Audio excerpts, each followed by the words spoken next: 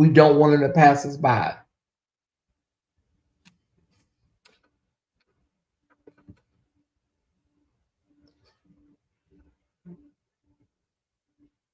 We don't want him to pass us by. Because he is a ever-present help in a time of trouble. But what we want is we want to get these likes up. We just not even gonna play this tonight, y'all. We're not gonna play this tonight. We need to get these likes up, and we want to make sure that everything is right. Okay. I'm gonna pick a number as soon as my Crystal Marshall let me know what the likes are looking like. We just not gonna play this game tonight at all. We're not gonna play this game. Okay, we can confirm that she was. We got it from a very reliable source. Well, we got two sources now. That she was assaulted. Okay.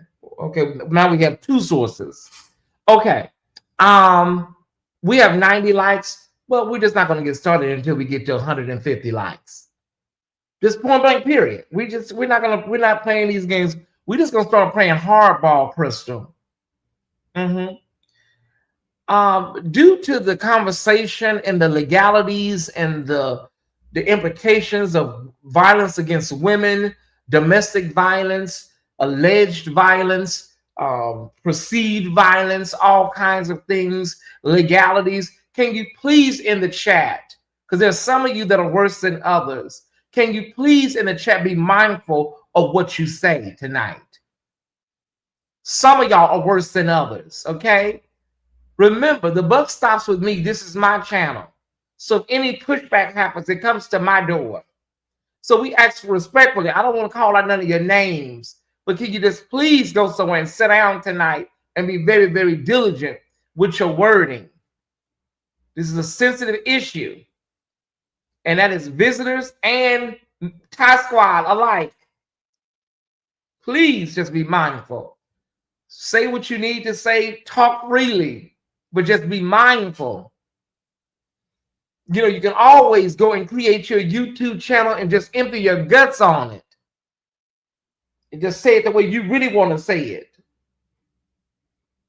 All right. 146. See, that's all you got to do is just let people know you're serious. We need 4 more likes. 151. Let's rock and roll. Okay, y'all. We're not gonna pussyfoot. We're not gonna lamb chop it. We're not gonna Cornish hen slow cook it. We are just gonna, just put it out there tonight. What has been presented to us via the Fire Squad, and I'm gonna take this down at this time. This is what was sent to me. And this was verified that this was posted on her official Facebook, VASHTI ENNIS. This is the Brian Carn accuser. Remember, she's just accusing Brian of some things, spiritual manipulation and heartbreak being primary, right? And so she said, just got assaulted. No one knows where I live except for Brian Carn, Saida, and Amber. A car was waiting outside my home, a white BMW SUV. I couldn't catch the license plates. A man ran out. I was yelling, "Oh my God," so neighbors could hear. And I hurried and ran to my car. The man proceeds to try busting out my windows with a bat. This is her words, not the official Tyesse Report, nor Tyesse Jackson. This is her words, according to her social media post. This is Carn, the demon following and leader people love. One more time. This is Carn, the demon following and leader people loves. If something happened to me behind this, y'all know why. Okay, Vashti, those are some really, really inflammatory allegations. And when people usually say if something happens to me behind this, they're speaking about some sort of, serious violence. And so we got to unpack all of this tonight, Thai Squad, new followers and friends. Now, we don't know all the details of the assault, but she did say a man ran out. and I hurried to my car. The man proceeds to busting out my windows with a bat. Just got assaulted. No one knows where I live. Now, we don't know who Saida and Amber are. Now, people are over there in the comments telling her, call the police, go to the police station. Now, we don't know. She might be at the police station. We don't know where she's at. You know, that's why this is just really, really, really, I don't know. Why is this? Why is the church, baby, this inbox is on fire. Why is the church like this? What happened? Oh my God. Hold on.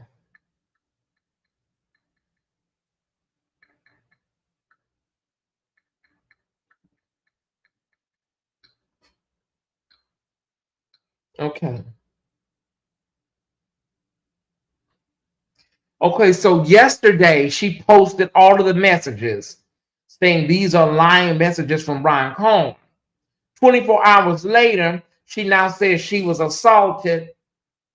Okay, that's how this appears. This is the timeline. It's been like this. Public is just now finding out. It's been like this. Yeah, well, that is true, Mary. Because they was over there cutting up when I was a little boy. Okay, Patreon is canceled tonight. We will have 2 shows still this week. We will have 2 shows still this week. Patreon has been canceled. Okay.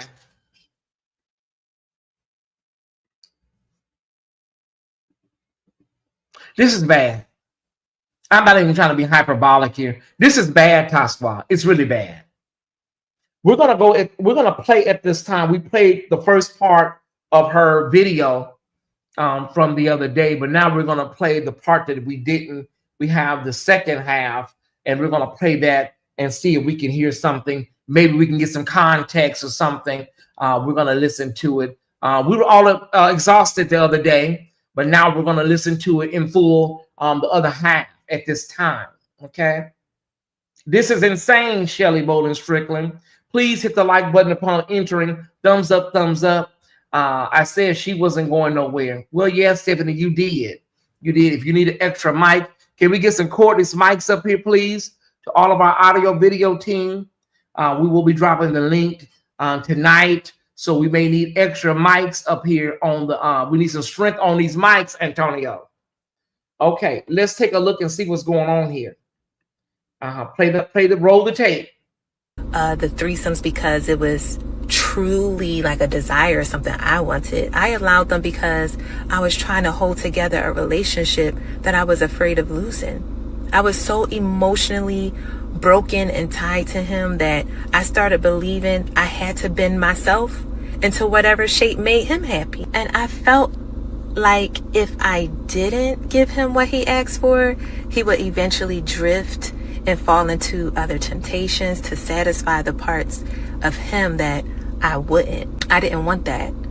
Even out of fear, I felt this pressure inside of me, the need to make him happy, to keep peace, fear of not being enough, fear of disappointing him. I had fear of the conflict if I was to not do it for him, fear of him turning cold or pulling away, fear of forfeiting my promise, as he would say. I just had that fear of walking away from a relationship just because of that. Like I didn't want to do it. And I had an internal battle, and he know that. Like I had an internal battle. Sometimes I would have the strength to say, no, I'm not comfortable, or I don't want to do it. I put my foot down a little bit. And I was struggling a lot of times, you know, but he knew that I was going through an internal battle too, a lot of times with doing it. And then sometimes I wasn't, because I knew that we shouldn't been doing it at the end of the day, but I convinced myself that it was only a temporary phase,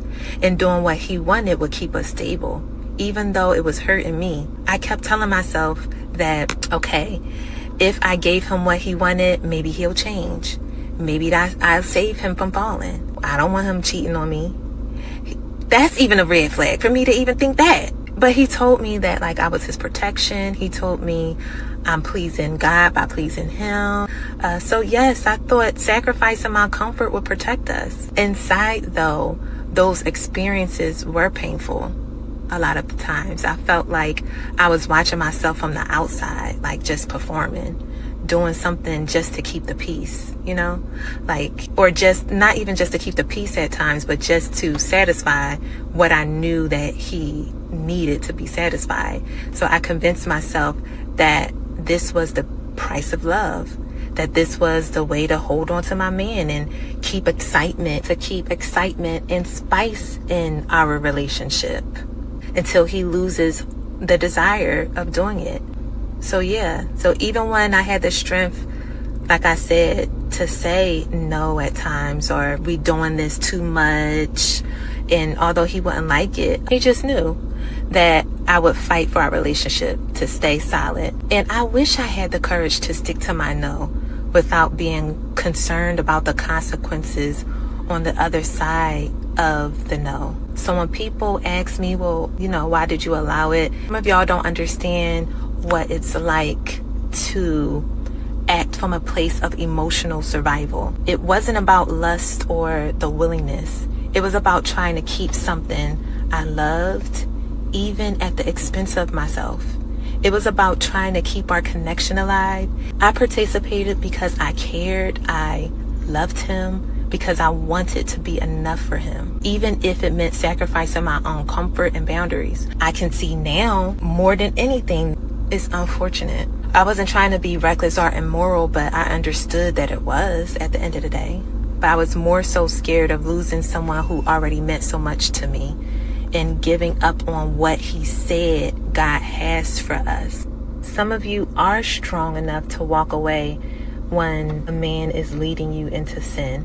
You know, some of you know to not be that trusting, no matter their position, and believing in someone's word, and would never do just anything for someone you love.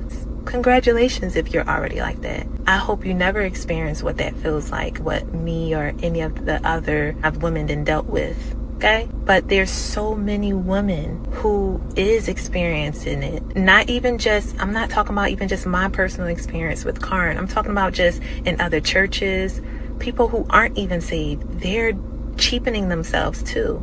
They're doing these things. Okay? And there is way too many women who are very much trusting, even at our big ages. And they're being lied to, they're being manipulated, they're being used, they're compromising for love to survive. You know, like, what do we say to them besides, that's wrong, why would you do that? You shouldn't be doing that. People have insecurities, like, come on. I'm always the one to encourage, you know, females to never cheapen themselves, but I compromise, standing on that standard for love. No, a gun wasn't pointed to my head, but I wish I had a man of God who never put me in these positions in the first place. I wish I had a man of God who didn't manipulate me through prophecy to gain my trust, to disrobe me before he disarmed the brokenness of my soul. Wish I had a man of God who pursued me with honesty and integrity. Wish I had a man of God to not lead me into sin and try to make it right with affirmations like, I wish I had a man of God that when confronted didn't gaslight me, saying I'm insecure, the devil is after my mind, and I'm manipulative or being controlling, and I'm not his equal, his pastor. All of the things y'all don't understand. He doesn't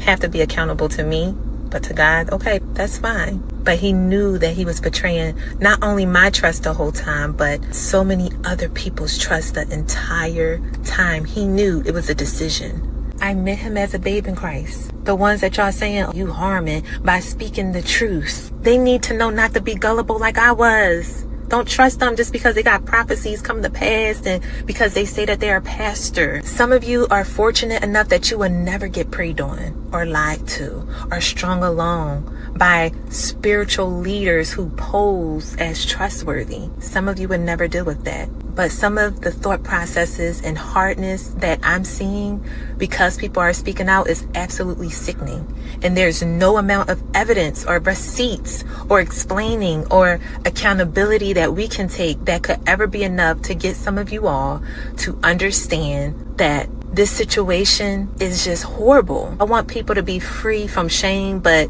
they can't talk about the shame that they got free from. Y'all want people to repent, but you gotta repent only to God, to nobody else. You can't repent out loud. You gotta repent and hush on the testimony. Because it involves the pastor, you gonna hurt the body of Christ. Do that even sound right? As if we aren't the body of Christ who actually experienced the harm. I don't get the perception of a lot of you guys, but at the end of the day, I guess I don't have to. I'm not answering any more questions in my inbox. I'm not doing none of that. I don't care if you think people tell my son this is the enemy is mad. You can be calloused as much as you want to be because you're uncomfortable of facing the fact that someone that you look to as an idol is wrong and has behaviors that is destroying the body of Christ that has been entrusted into his hands. You know, a lot of people in the church are already conditioned to silence anyone sharing their negative experiences about leadership or the churches, especially when a man of God is involved. It's the reason why I keep saying it's church brain is because people would rather you protect the image of the church than protect your own healing. And people act like it's too late to mature and change your mind about being involved in something that you shouldn't have been and speak up about it. As long as someone is quiet, people could pretend everything is normal. And some people are defending what makes them feel safe, even if it's a lie. Some people are just feeling conflicted between the beliefs because a part of you knows the perpetrator is wrong, but then another part of you feels this guilt or protectiveness to defend and protect the image or the person. You think you're protecting the person, you're really just trying to protect the reputation that you don't want them to be quote unquote destroyed or looked at a different kind of way. I understand that because I was the same way, y'all. I think the most shocking thing about all of this though is really for me the victim blaming. With everything that I said, even me in my healing, I'm asking God, help me to relinquish control of how he chooses to show up and to be honest and truly be accountable. So I'm not saying to don't pray for him or anything. Like, think about also all of the people. At the end of the day, it doesn't change the fact that this. Okay, so girl, why is why is she uploading all these new videos like this? And oh girl, this is so annoying to me. She's uploading all of the new videos as real. Girl, you know what? Let me see what. Oh, girl, this is annoying. I really just got assaulted. This is crazy. Look at my window. They couldn't bust my window while I was in it. They was trying to. Nobody know where I live. Nobody know where I live because I just got this house. Just got this house right before I broke up with Carn. Nobody knows where I live except for those 3 people. Why is someone lurking at my house? Really? Okay. This is the stuff. And this is what people following are trying to protect. The demonic following of a demonic man because he mad because he wrong. Who's shot? Okay, so we got to upload all of these 40-second. I'm not doing this. I'm sorry, girl. I'm not sitting. Girl, she could have just went live and just said everything in one video. So we got to upload all of these 40-second clips of her from her reels.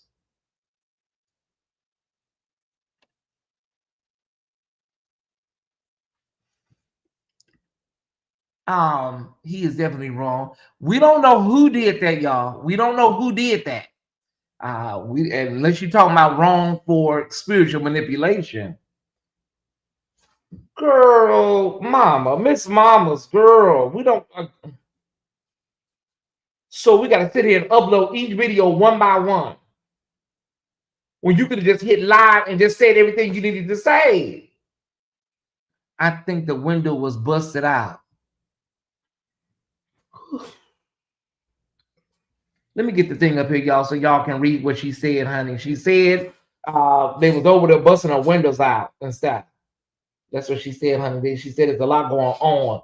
This is too much for a Tuesday nighttime squad. Let me see if I can get this other video upload so we can get context. Does any of the neighbors have Ring cameras? Does she have cameras that look cracked but be patched up with a band-aid? Okay, y'all. Let's handle this with kid gloves. Let's handle this with kid gloves, everybody. Thank you so much. Amen. Everybody say kid gloves. So we got to up. Okay, so it don't upload. I would have to do a batch upload. Okay, I think it's okay. I see what the problem is. It's not going to upload. Okay. Well, it's all good. I'm not gonna. Yeah, I'm not gonna do this. Okay. I'm not gonna go through this tonight. Because Facebook is different than Instagram when you're using an uploader. It's totally different.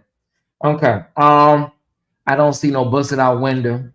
Let me see if this video, if it's gonna upload the same video or what do we got going on here? Let me see. I really just got assaulted. This is crazy. Look at my window. They couldn't bust my window while I was in it. They was trying to.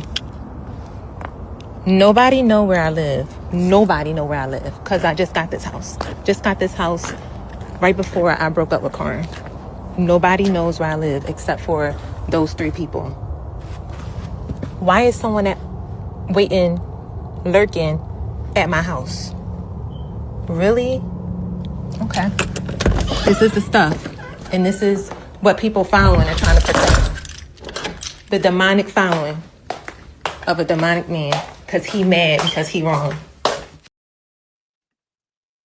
Why is she so mad at us? All of these women getting mad at the public. Ma'am, I no one's treating you, like we, a lot of people not treating you like they don't believe you. It's just, what do you want from us? I wouldn't be going in. Why are you outside? She ain't that scared. Y'all, let's treat the woman the way we would treat any victim, alleged victim of crime. Let's treat her the way we would treat anybody in our family.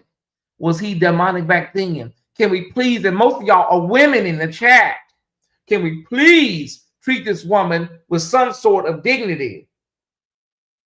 Jesus helped a woman that had been caught by a group of men.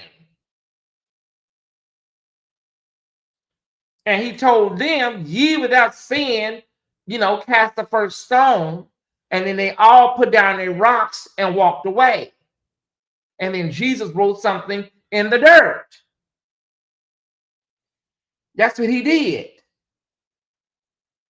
Then he told that lady, go on down the street, lady, and don't be caught in this no more. We done told you now. Chef Donald, if you still here, do you have these videos?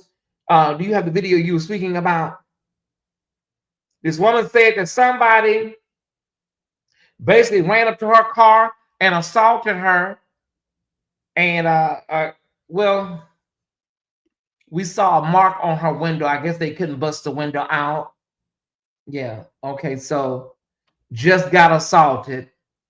Okay. No one knows where I live except for Brian, Tyesse, and Amber. We don't know who Tyesse and Amber are.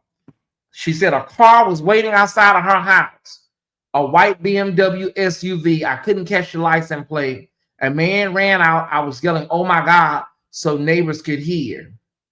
And I hurried and ran to my car. The man proceeds to start busting out my windows. This is Carn, the demon following and leader people loves. If something happens to me behind this, y'all know. Okay. Now, Brian Carn does interviews, but when he does interviews, he really don't talk about nothing. So you really basically all you hear are these women's sides of this stuff. You never ever hear about him being open and forthright with his struggles around, his sexual drive and his, alleged spiritual manipulation. So all we can go by.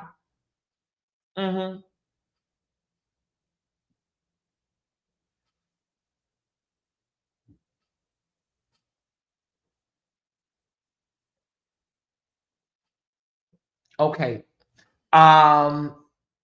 Alicia, is this message for me? Is this message for me that you're sending me? I got a message about somebody by the name of Amber. Maybe you were trying to send it to somebody else, unless you're trying to tell me about something. Her real name is Amber.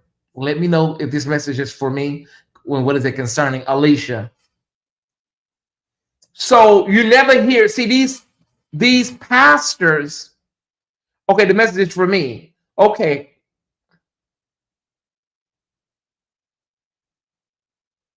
Amber is the girl who came on initially, the young girl who came out initially. That's her real name, Amber. Okay, but I don't know what you're talking about. Who is Amber?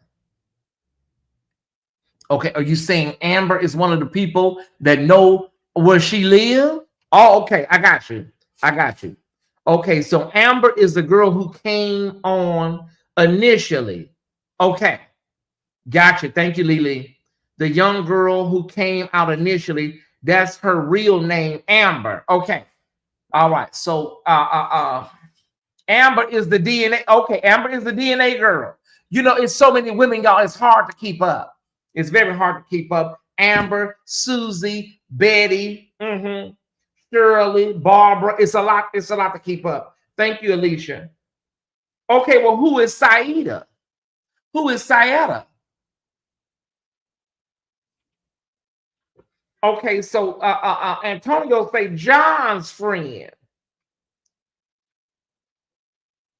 Okay, well, one moved to wait a minute. Well, one moved to Chicago.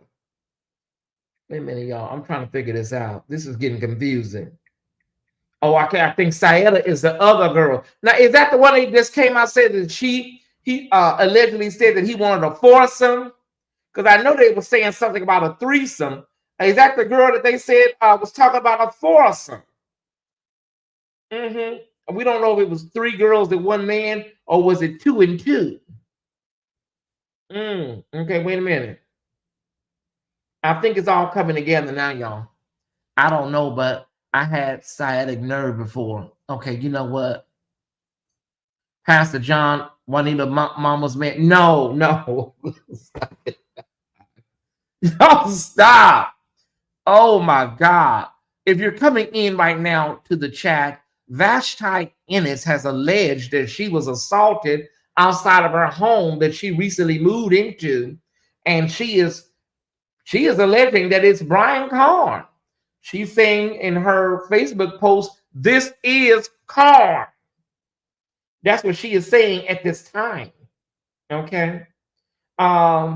Right now we're giving a lot of Blues Clues, but we're working through it.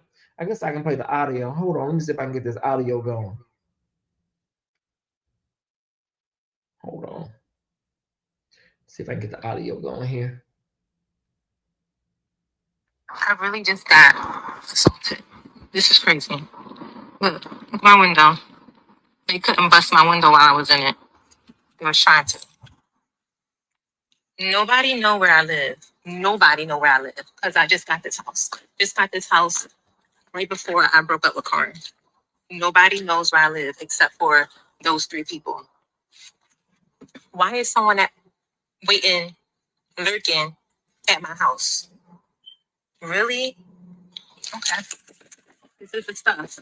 And this is what people following. The demonic following of a demonic man. Because he mad, because he wrong. The thing is, a lot of people is not. I have it on camera. On camera. A lot of people are not going to believe it. Sister, did that not just happen? Thank you. Screen recorded. A lot of people is not going to believe this. And a lot of people is probably still going to try to go into defense and to protect him. Nobody, I just spoke with Saida. She acting clueless. And yeah, I'm putting out names because there's nobody else who know where I live. No, you can't Google where some, how would anybody find out where I'm at? I'm okay. When I was coming out, I just seen a white BMW. So I'm looking, I was walking to my car because I was about to go to the store real quick. But my sister was already looking on camera like, who is this car out there? My neighborhood is kind of small. And so a man skinny,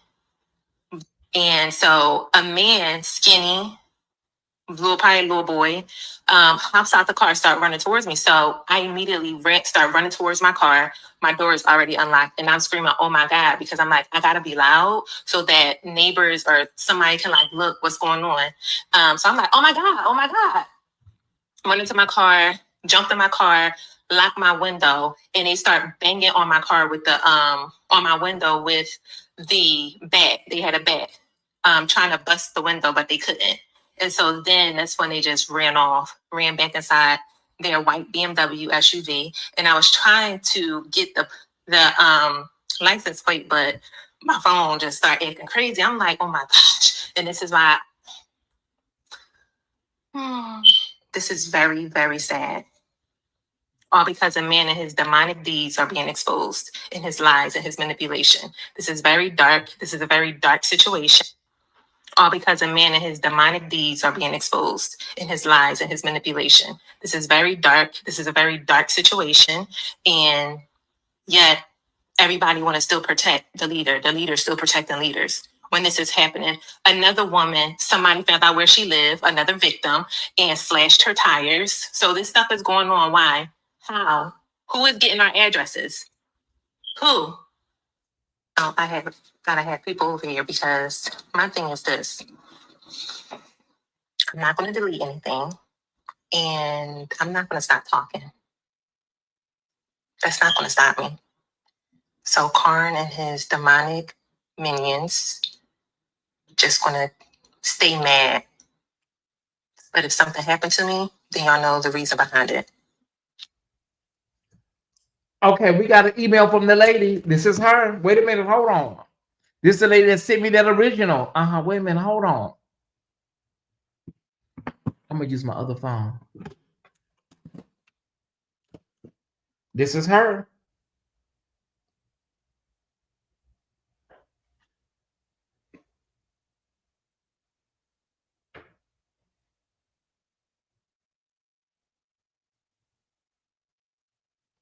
Okay, according to our confidential source, this happened to another lady, but she eventually moved back to Ohio. Whew. Wait a minute. This happened to another lady, allegedly, but she wound up, it scared her so bad, she moved back to Ohio. Y'all, listen, I'm going to make me a burrito. Hey, Kendall, I'm going to make me a burrito. This is too much for me as a believer of Christ for 49 years. This is too much for me. Now we got another woman this allegedly happened to, and she wound up leaving and running back to damn Ohio. One moved to Cleveland. Nephew, serious, nephew. Oh my God. I'm watching you live right now. Well, welcome everybody. Welcome, sweetheart.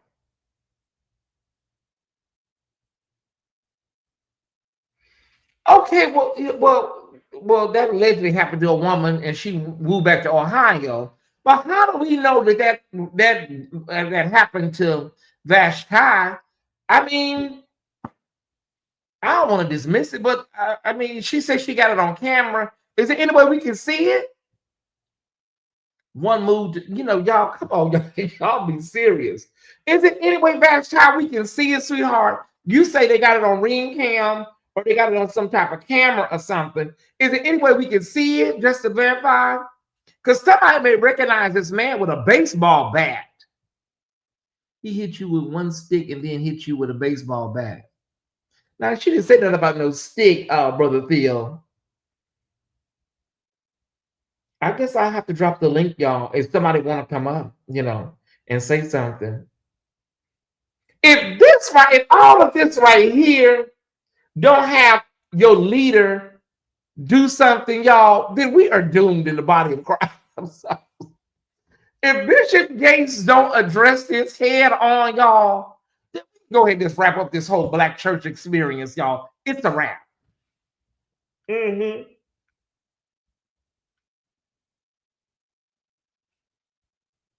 Thank you for your support. Hold on 1 second, Task Squad. Hold on.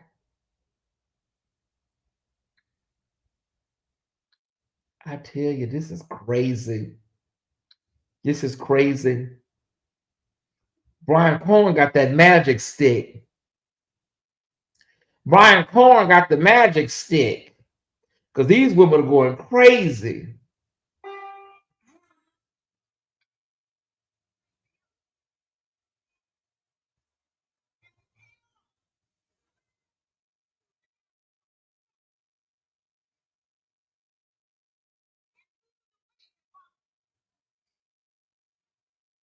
The 4 oldest children finished school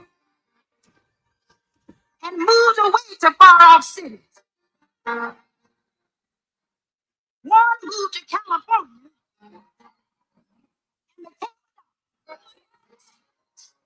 one moved to Arizona,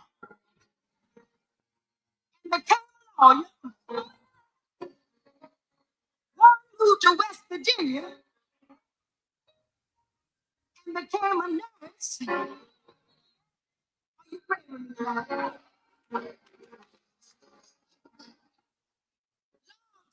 And one moved to Chicago and became a school teacher. Ooh, did y'all see her birthday video? No, I did not. Is that something recent, Brother Theo? One moved to Altoona and another one moved to Ohio. She was on the run. According to this lady, she was on the damn run. She needs to heal and quit calling us with all these messages. Mothers, tell Sir William to call his pastor. I'm lost, Miss V. Tell Sir William to call his pastor. Oh, okay, I got it. Okay, he haven't took over officially yet, but I finally got one. I got it. I got you. All right. Hold on 1 second. What am I doing right now? I got to move to Chicago. I got to get about this email because this is too much. This ain't the first time a pastor has been known to be, out here getting in these women's heads and they draws. And it happens with men as well. Yeah, not just women. He's a lover and a fighter. One moved to Brewster Place and lives with a woman. Okay, y'all, I cannot. But now a lot of people are getting mad at the fatigue of the people. Now that's crazy. Now people are getting mad at everybody and their fatigue in their comments. Yeah, like you said, girl, we're over it. Take us out the group chat. Now you're not supportive of women. You're not supportive of people that are spiritually manipulated or abused. Honey, it's so many damn things they're throwing at us now. We're throwing at y'all because they ain't talking to me. So now we got to sit here and wait for VASHTI to release another damn clue like we on an episode of Blues Damn Clues. Girl, just release the footage so we can get this party started. VASHTI, if we can see that video, we can see who it was. You said it was a man with a baseball bat. Honey, that could be anybody in America, sweetheart. I'm just being honest. Okay, I don't see nothing else. She didn't post that was an hour ago. That was an hour ago. Okay, wait a minute.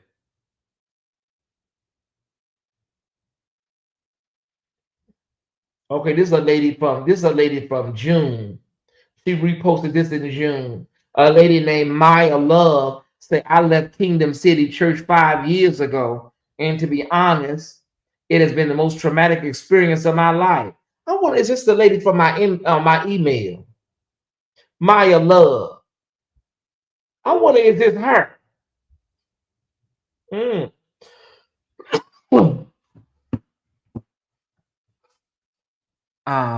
No, from earlier this year. Well, what was it? When they was kissing and stuff? Hey, Dr. Golden.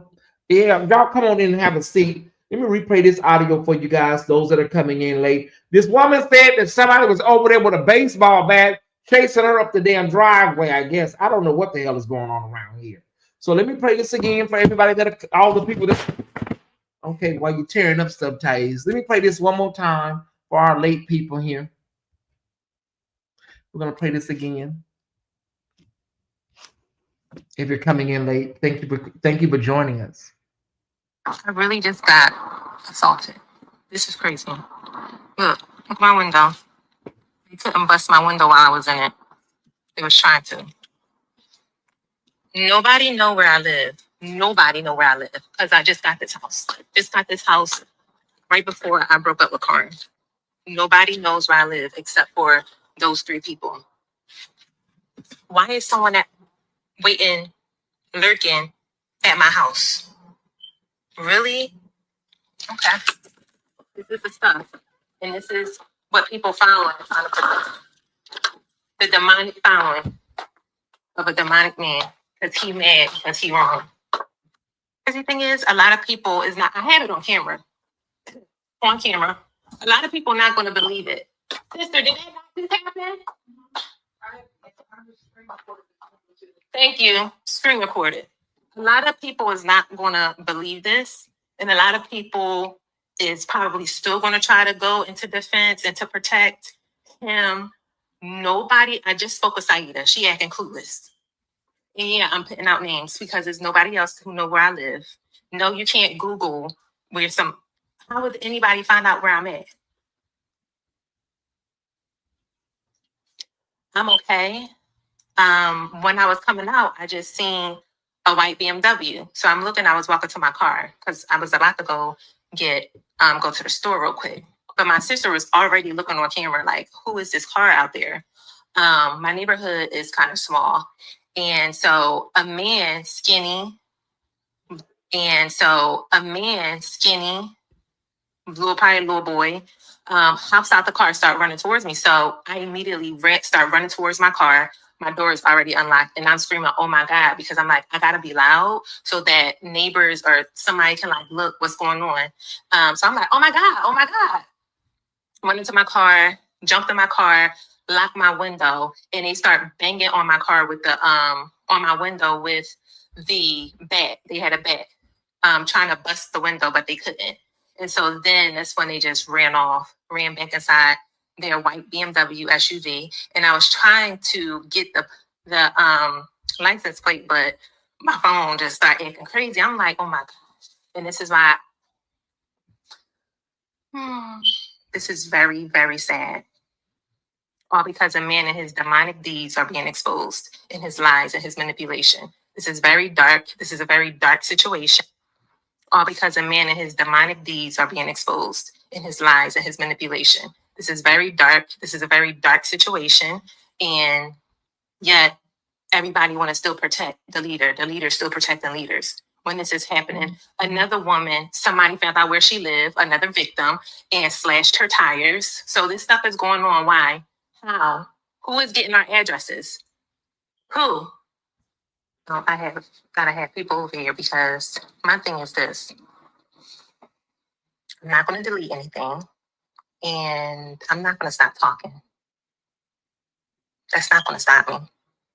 So Carn and his demonic minions just going to stay mad. But if something happened to me, then y'all know the reason behind it. Okay, hearing it for the 3rd time, there's some things that just, now, Vashti, girl, please don't tell me now. I'm not trying to do this, but girl, please don't tell me you orchestrated this, sis. Because by 4 things here again, it just fell apart a little bit around the edges. Now, Vashti, sweetheart, please don't tell me you put this together. Did y'all hear some things the 3rd time around? Sis, girl, listen. Brian, I told you 2 nights ago you got a bunny boiler on your hand. I told you that, bro. But mama, I know damn well, let me get my shirt straight now. I know damn well, girl, you ain't sit up here and orchestrated a whole Jussie Smollett now. Now, I hope you ain't doing a Jussie. Sis, for real? She didn't put no eggs in the mixture. And then lately back to I screen recorded it. You screen recorded it. You screen record something like, you know, if you're having a phone call or a conversation or video or something like that. That didn't make any sense. She said, I screen recorded. Screen recording what? And then she said, some skinny man, some little boy. Is it a skinny man or a little boy? I cannot. I cannot. And then she said, she talked to Saida and Saida is clueless. The 3rd time you hear the cracks. The first time you just in your emotions because it's so like, she doesn't sound scared enough for me.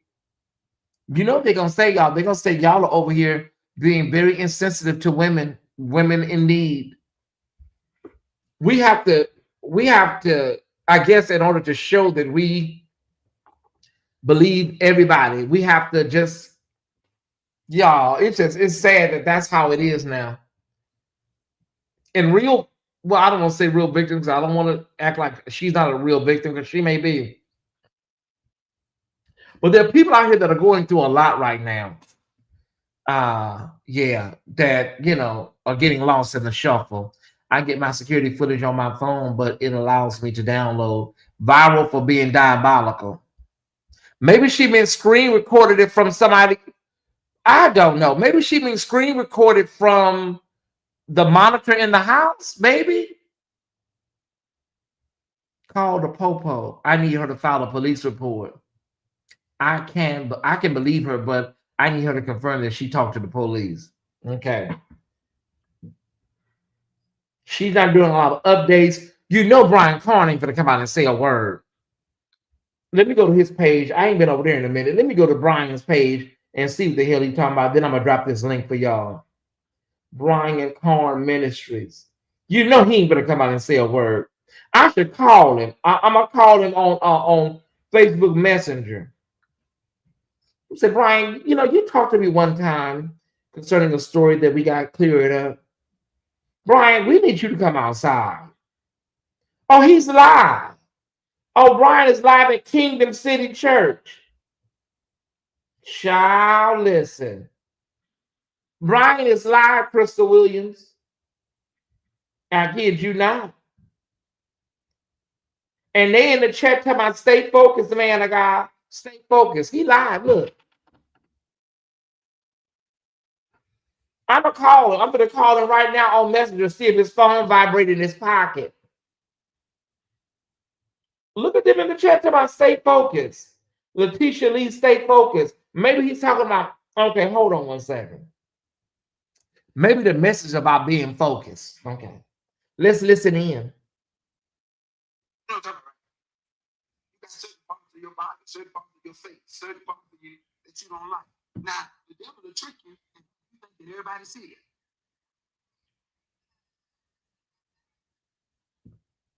He will. He'll have you, and because you're conscious of it, you think everybody else see it. You'll sit there, you know, you got the little mark on your face, and you're conscious of it. They're not conscious of it. But guess what makes them conscious of it? Okay, here's my thing. Okay, stop. Here's my thing. Them people in that church got to know about what's going on, y'all. They've heard. They know. What do you think? Okay, Pasquale. new followers and friends. Can y'all do me a big favor and hit that subscribe button too? Yeah, hit that subscribe button. Don't just come over here and check us out and then don't hit subscribe. So do you think the people that go to the church, they listen to these women and think they're just loose women?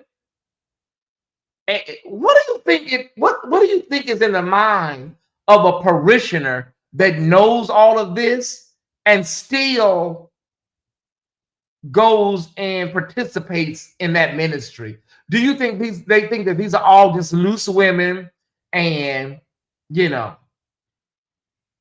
they knew what they was getting into and they just want the man of God? Yes, some of them do. I need some bona fide sisters to hit the link tonight. Women that don't mind putting their hands on their hips and telling it like it is. We're going to drop the link tonight. We need brothers too. A couple of men would be nice. It's always the women and not the man. Okay, well, and see, we're just, and the bloggers and the subscribers, the bloggers and the followers, now we're getting the flack because we're tired, because we hear these stories every 15 minutes, and now we're being called insensitive to Black women, insensitive to women. When I built a whole platform here around Black women, my stats speaks for itself. All of my information is available. You can look at my content. But because we're tired and we're sick of all of this, y'all couldn't hold on a couple of more months and do a couple of more, of these stories. No, we can't. We're tired. They want him. Well, he must got some, baby. Listen, they used to say he must got gold in between his legs. They in competition. They trying to win. Let me drop this link. I need some people to come up here and really say what you need to say. Do we have anybody that's a former member of KCC? We ask that you hit the link at this time. If you're a member of KCC, please hit the link at this time. Thank you so much. The link is available. Let me pin it. Well, he over at church. I guess he got his alibi. Brian got his alibi. All he got to do is say, I was at church preaching the good news. Okay, hold on. Let me pin the link, you guys. We're not insensitive to women more than men just don't tolerate the mess. It's male or female, right time. Everybody, please come up. Please come up at this time. Okay. I see somebody, but are they? Let me see if that thing is connected. Hello? Hello? I can hear you. Okay, go ahead. Hello? Yes, go ahead. So, his peen is dangerous. It is dangerous. I don't think it's a gold Or tip. his tongue. I think his peen might be platinum. He has a platinum tip. Okay, so what I was thinking, back in the day when somebody touched you at church and the person was brave enough to come forward and tell somebody, Yeah. but then they weren't believed. They weren't believed. So other women were probably looking to see what was going to happen to that woman when she came forward. So then if you see that happen enough where you see nothing's going to happen and nothing's being done, I think that's why it keeps being swept under the rug, because nobody wants to come forward. Nobody wants to say anything. And now you have people saying stuff, and some people believe them and some people don't believe them, you know? And you know how some of the mothers think, some of them old ladies, they be thinking, hey, she hot, she fast, she running after him. Sometimes the mothers, they not forgiving. Sometimes them old mothers in the church, they not forgiving. But What I was telling you earlier is Saida, or whatever her name, that's her stage name. Her real name is Amber. And she said that Vashti was living with her. So Vashti just got a new house. So now she's not living with her. So that's why she said Saida looking crazy or Saida playing dumb. Remember she said, I asked her and she playing dumb. Okay. Because she was one of the only people that knew where she lived because she was staying with her. That is true. And here's another point I was thinking. I got my Inspector Gadget hat on tonight. If that man was really trying to bust her window, it would have been bust. Yeah. It wouldn't have been a little dent. If he was really trying to bust her window, you would have saw more evidence. That's all I'm saying. I'm sticking to my story. You would have saw more evidence if somebody really was trying to bust her window. Well, matter of fact, hold on 1 second, Alicia. Let me Okay. take a look at this. Hold on 1 second. I really just got assaulted. This is crazy. Look at my window. They couldn't bust my window while I was in it. They was trying to. Nobody know where I live. Wait a minute. I really just got assaulted. This is crazy. Look at my window. They couldn't bust my window while I was in it. They was trying to. Nobody know where I live. Girl, baby, listen. Go ahead, Alicia. Then we're gonna bring CC in. Well, I was really done. I'm gonna keep it. You said to behave tonight, so I'm trying to behave. Okay, I'm trying to. I want you to be yourself, but respectful. Well, I hope I'm always respectful. I mean, but I mean, I was kind of done. I was just noticing that if somebody was really trying to, because you know when somebody trying to bust your car, it get that crack, like that the spider web type of, you know how Mm-hmm. when you trying to crack that kind of glass. Her her um her window don't look like anybody was trying to bust her window. No. Mm-mm. My dog Sweetie could have busted that window more than that. It could have been more damage done. Somebody said that's look like smeared lipstick. I cannot. I'm done. Cece can go. All right. Thank you, Thank Alicia. you. Thank you. Hey, hey, hey. Hey, the link is available. Everybody, the link. Oh, yeah, yes, indeed. Mother, what in the high hell is going? That's if somebody was chasing me and about to bust my window out. Because at first I started feeling sorry, but then you replayed it a few times. And if somebody was chasing me, I'd be out of breath. I'd be panicked. I'd be sweating. I'd be I'd be freaking out right now. And then there looked like a smudge or a smear on their window. Girl, I hope you're not pulling a Justin on this. Because, girl, child, ain't nobody chasing you. And where the neighbors at? What the people outside supposed to be at that heard it all? She said. Uh-uh. She said she screamed so somebody could come out. But nobody was outside. Like, I would have shown, like, it's somebody outside. Look, this, I'm going to need the video. I'm sorry. Now I was feeling sorry for her. Like, you know what? You right. Brian wrong for that. He wrong for, nah, girl, wait a minute. Wait a minute. Wait. Reverse. Your first Reverse. stop, your first stop was Facebook Live. That's what I'm saying. Not the police. Not, I'm going to call, no, I'm going to call the cops. I'm going to call my mom. I'm going to call everybody under the sun before I get on Facebook or Instagram. Mm-hmm. Something not right. This not adding up. And I know, mother, don't tell me this is for attention. Because that man at church, on the live, at church, I know bye, mother, love you. Bye. Listen, y'all, we've seen people do crazy things. I'm not accusing her of anything. I'm just saying there's possibilities why the sister didn't run out. That's a very good question. She said, oh my God, it looks like the window tint is peeling.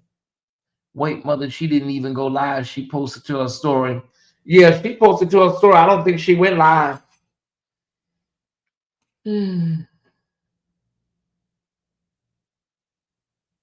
She said a skinny man. She said a skinny man, a little boy. I guess it was a skinny man and a little boy in the same body. I would have called the police as I'm pulling off. I keep refreshing her page. She ain't came back outside no more. What's her name? VASHTI? The only thing we can think of, and you know, Mama didn't like us talking up under nobody's clothes. But the only thing we can think of is this man he's really digging these women spiritually, honey. I'm just saying, y'all, the man is really, really getting into their minds and their bodies and their souls. I'm gonna call her. Let me see if I can get in contact with her. Hold on. See if I can call her. Hold on, see if she pick up.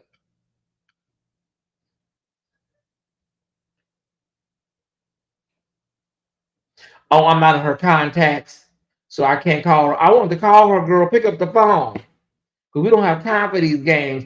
It say I'm not in her contacts. I'm not a friend, so I can't call her. Okay. Let me tell her, girl, we're live covering your story. Live covering your story. Please come outside. Anyone knows how tall Carn is? Probably about 5'9". He don't look very tall. Let me see if she added anything else to her thing. View story. We can't be here all night with this Ty Squad. The link is available if anybody want to hit the link and come up. If you have any theories, any ideas, if you have any thoughts on spiritual manipulation, sexual rendezvous, hot nights, the link is available.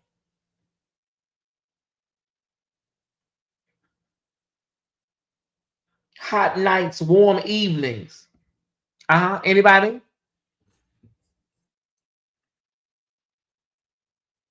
I cannot. Share your thoughts. Come on up.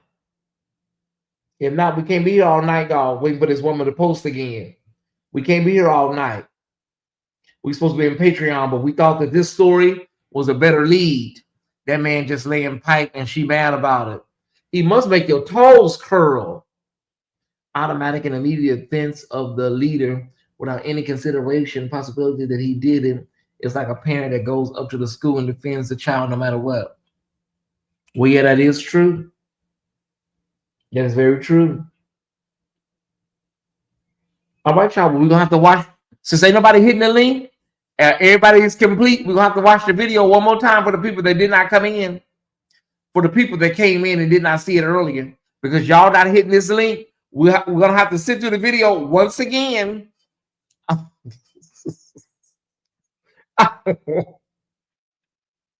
The threesomes because it was truly like a desire, something I wanted. I allowed them because I was trying to hold together a relationship that I was afraid of losing. I was so emotionally broken and tied to him that I started believing I had to bend myself into whatever shape made him happy. And I felt like if I didn't give him what he asked for, he would eventually drift and fall into other temptations to satisfy the parts of him that I wouldn't. I didn't want that.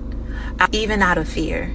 I felt this pressure inside of me, the need to make him happy, to keep peace, fear of not being enough, fear of disappointing him. I had fear of the conflict if I was to not do it for him, fear of him turning cold or pulling away, fear of forfeiting my promise, as he would say. I just had that fear of walking away from a relationship just because of that. Like, I didn't want to do it. And I had an internal battle, and he know that. Like, I had an internal battle. Sometimes I would have the strength to say, no, I'm not comfortable, or I don't want to do it. I put my foot down a little bit. And I was struggling a lot of times, you know, but he knew that I was going through an internal battle too, a lot of times with doing it. And then sometimes I wasn't, because I knew that we shouldn't been doing it at the end of the day, but I convinced myself that it was only a temporary phase,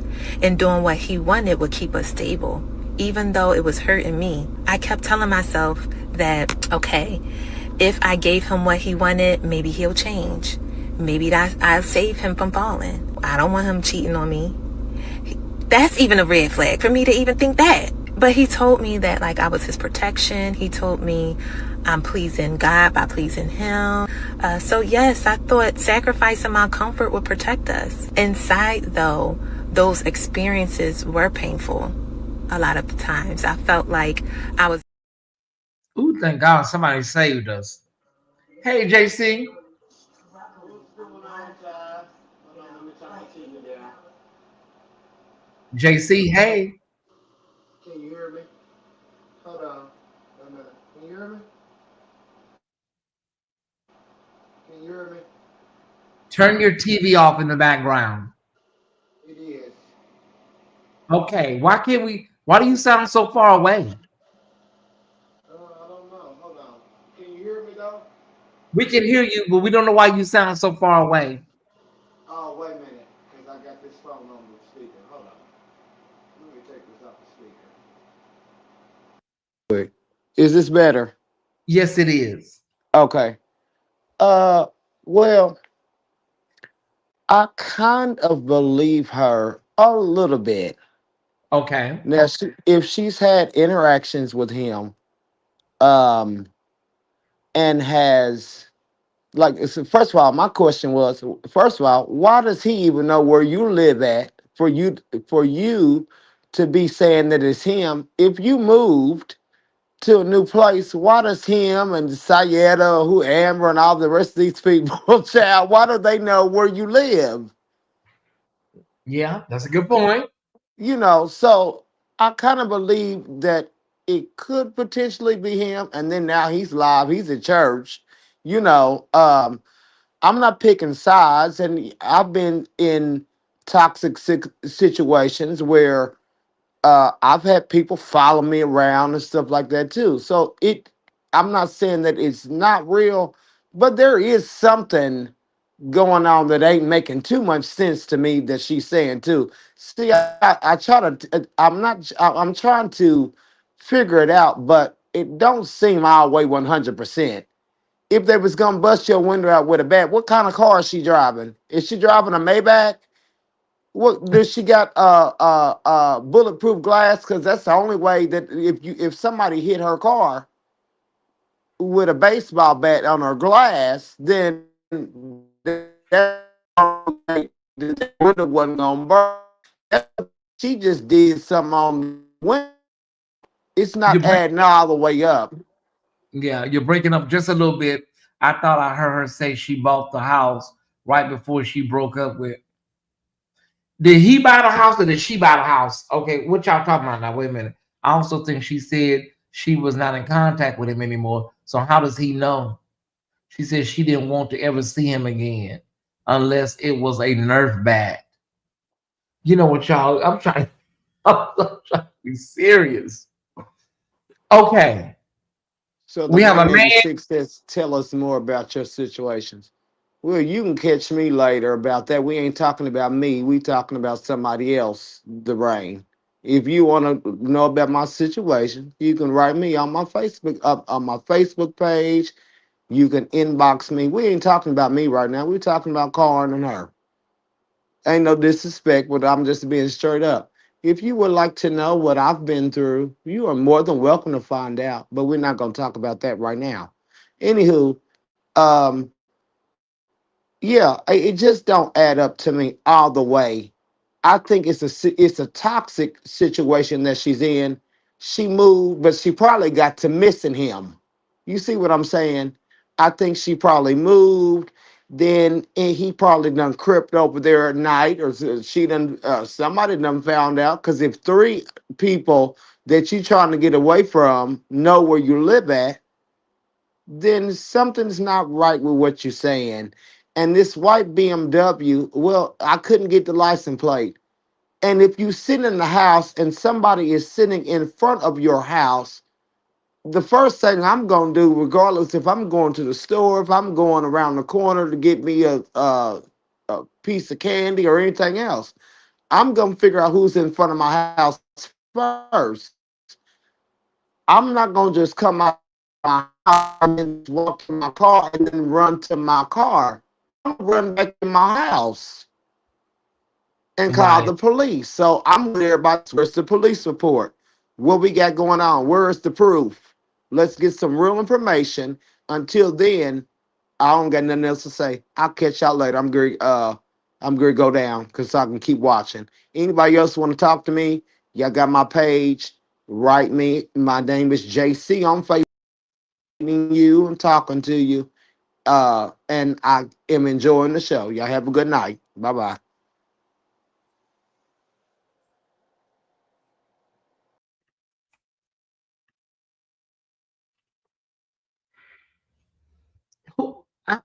Who was he talking to? She's beautiful and looking for a rich man. Who was he talking? I didn't catch what. Who did somebody ask him a question in the chat? You yeah, you must have got here late, Kiwan. It was a man out there in front of her house with a baseball bat and a white BMW truck. Oh, Ty, why you look at us like that? I don't know nothing, y'all. I know we gotta raise some good money in here in a minute. You know, I'm working hard tonight. We gotta raise some good money. Tie your face. Oh, he was talking to you. He wasn't talking to me. Child, listen. I'm gonna order me some food and go in there and stretch out across my bed. Gonna order me a damn ribeye and call it a night, y'all. I don't know what this woman going through, ma'am. We don't have time for this bullshit. All these damn Blues Clues and Agatha Christie riddles. It was a man. Okay, girl, what else? Post a damn video. Shit. We got time to be sitting here like this, just waiting around like we waiting. We waiting for the police to come. It was a man with a bat in a white car. Girl, you ain't got nothing else? JC was trying to audition for a spot. I responded to you, JC. It wasn't that serious. Okay. And then her sister, she said she screen recorded. Girl, what was you screen recording? You wasn't dialing 911. A man was out there with your sister with a baseball bat. Ooh, finally, we got a heavy hitter. Finally. Okay, here we go. Now, Ida, this is crazy. I'm sorry. Can't nobody make me feel that it's not. I'm sorry. Okay, it's crazy. Let me hold on, y'all. Let me because the scenery is not what it's supposed to be. It's not giving. 10 years is a long time. Your audio, we hear you, but you sound low. How about now? Let me hold the mic up to my mouth. Okay. Is that better? A little better. Then let's do it this way. 10 years is a long time. And after you've been with someone for 10 years and you feel you have invested and given parts of you away and lost some of yourself, you're going to make some bad decisions because there's already been a series of bad decisions. Now, I'm not excusing anybody, and I'm not making excuses for anyone, but let's just talk about what we know. We know that there is a spiritual leader who has had a few improprieties that have been exposed. We know that. We know that there are several accusers out there. We know that. The only thing we can't say we know is who Saida is, and I don't think Saida and Amber are the same person. We don't know of a baby and whether or not this baby is fathered by this spiritual leader. And we don't know if this assailant or assaulter, supposedly, is attached to this spiritual leader. Yeah. But we know that there have been 10 years shared between a man and a woman. Mm-hmm. And that can make you do some very foolish things. I agree with a lot of what JC said. I mean, aside from JC, I might reach out to him and just be like, "What's good, JC? I feel like we could hang." No, my heart goes out to the women. Mm-hmm. Because, and I know I've talked to some of my other sisters in the chat, and they're like, "Nah, just no excuse. It's on her." But no, my heart goes out because no woman's gonna stay in a situation for a long time unless she's given some assurance. Yeah. It's just not gonna happen. No one, and she started, if she's 30 something now, she was 20 something when it started. We've talked about this. She was 20 something when they started. That's a lot. That's good time. 10 years. 2015 to 2025. It's no way. I had a whole child in that time. You know what I'm saying? Mm-hmm. A lot can happen. And a lot probably did happen. And she feels that there's been a lot invested. And so it's not easy for her to just let go. Whether or not she broke up with him, he broke up with her, it doesn't matter. They were together, they're not. She thought it was one thing and it wasn't. And that's going to mess with her for a while. I wish I had a number so I could just talk to her and be like, this is what's up. Yeah. From a woman of a certain, it's not on her, Joy. It's not on her. It's on them. We're not going to take this off of him. I'm sorry. No, at this point, feel like, yeah, the pastor, the responsibility is on the person that's in a leadership or a power position. Yeah, we really need to talk about the psychology of this. Mm-hmm. He's in a position of power, spiritual power.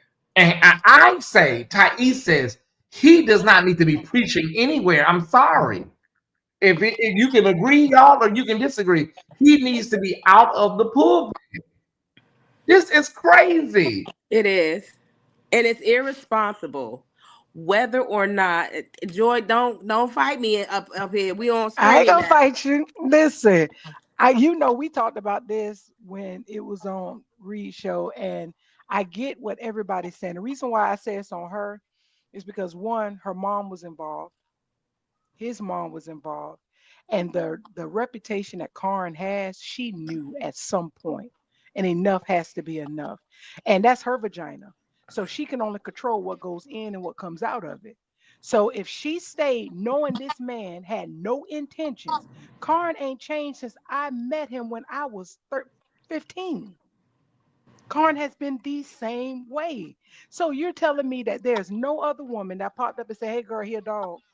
You can look at him and tell he is. He has that reputation. He does not have a good reputation from whether he's lying on prophecies or whether he womanized it. But he's been doing this since I was 15 and I'm 47. What I'm saying is every woman at some point believes she can change a man. And whether or not she can or not, every woman says, "But man, I'm different." And when he slept, but when he invited somebody else into the bed, you knew you wasn't different. Okay, but what if he did it after year 3 and you've already invested? You still time? Ain't different because he ain't put no ring on your finger. If that's a man of God and they supposed to be at the having the face and got the woman by their side, and he ain't did it in 6 months to a year, boo-boo, you ain't the only one. And she, if I'm not mistaken, both of them said how many times he had to come and explain the situation. They just didn't want it to be true. And I get it, but the reason why I say it's on her is because that's her vagina. She has control over that. No, yes, she has control over that, yes. But when your heart is in the game, it's different. It's different. Just because I got a wife, my heart was in the game, but it's I my didn't even vagina. go there, Joy. I didn't even go there. Listen, I'm just saying. I get it, but you can't hold someone accountable when this is their life. This is what he do. He preach, he sing, he prophesy, and he sleep with women. And That's what he he's do. not held to an account, and that would And frustrate anybody. look, who's gonna check him? Nobody's willing to do it because he bringing money. He brings the money. When I met him, I was a kid. I was the armor bearer of prophetess Darcel Cole in Jacksonville. And the first woman that bought him an apartment, I was there with her because I drove prophetess Cole to that apartment and her showing him that apartment. We knew it was a problem then. Oh, he didn't live there. No, it was in Jacksonville. He was just getting women pretty like skins. That is his thing. And he got the nerve to be color struck. Go ahead. That part. And you ugly. He ain't even cute for real. Joy. But I wanted to, he ain't, he not. I wanted to see that baby because that baby got them lips. We know it's his. She ain't show that baby. She got them lips. You know that man ain't cute. That hair all curled up on the side. He got that ninja hair. I wouldn't have had no baby with him. No, Joy, don't do that. We're not doing that. We're not doing that. You know that man got that curly ninja hair on the side. We seen them videos with him and William McCray and that hair curled up on the side. He didn't even brush it. Let's not do this. You know that man ain't cute. Tyesse. Huh? It's not just on her. Yeah. It's responsibility. It's on everybody's part to go around. I believe it's more. They always adult. Yeah. I believe it's more on him than anybody. But church is not going to hold a man accountable, and we know that. If that was the case, it wouldn't have been deacons with them older babies, with them little girls in church. It wouldn't have been a lot of this going on. It wouldn't have been a lot of stealing and this stuff if we was going to hold church people accountable. That's why we have to have sense enough to know when we need to stop it. But how did she know that at 20-something? Her mama was there. You telling me Naomi wasn't leading Ruth?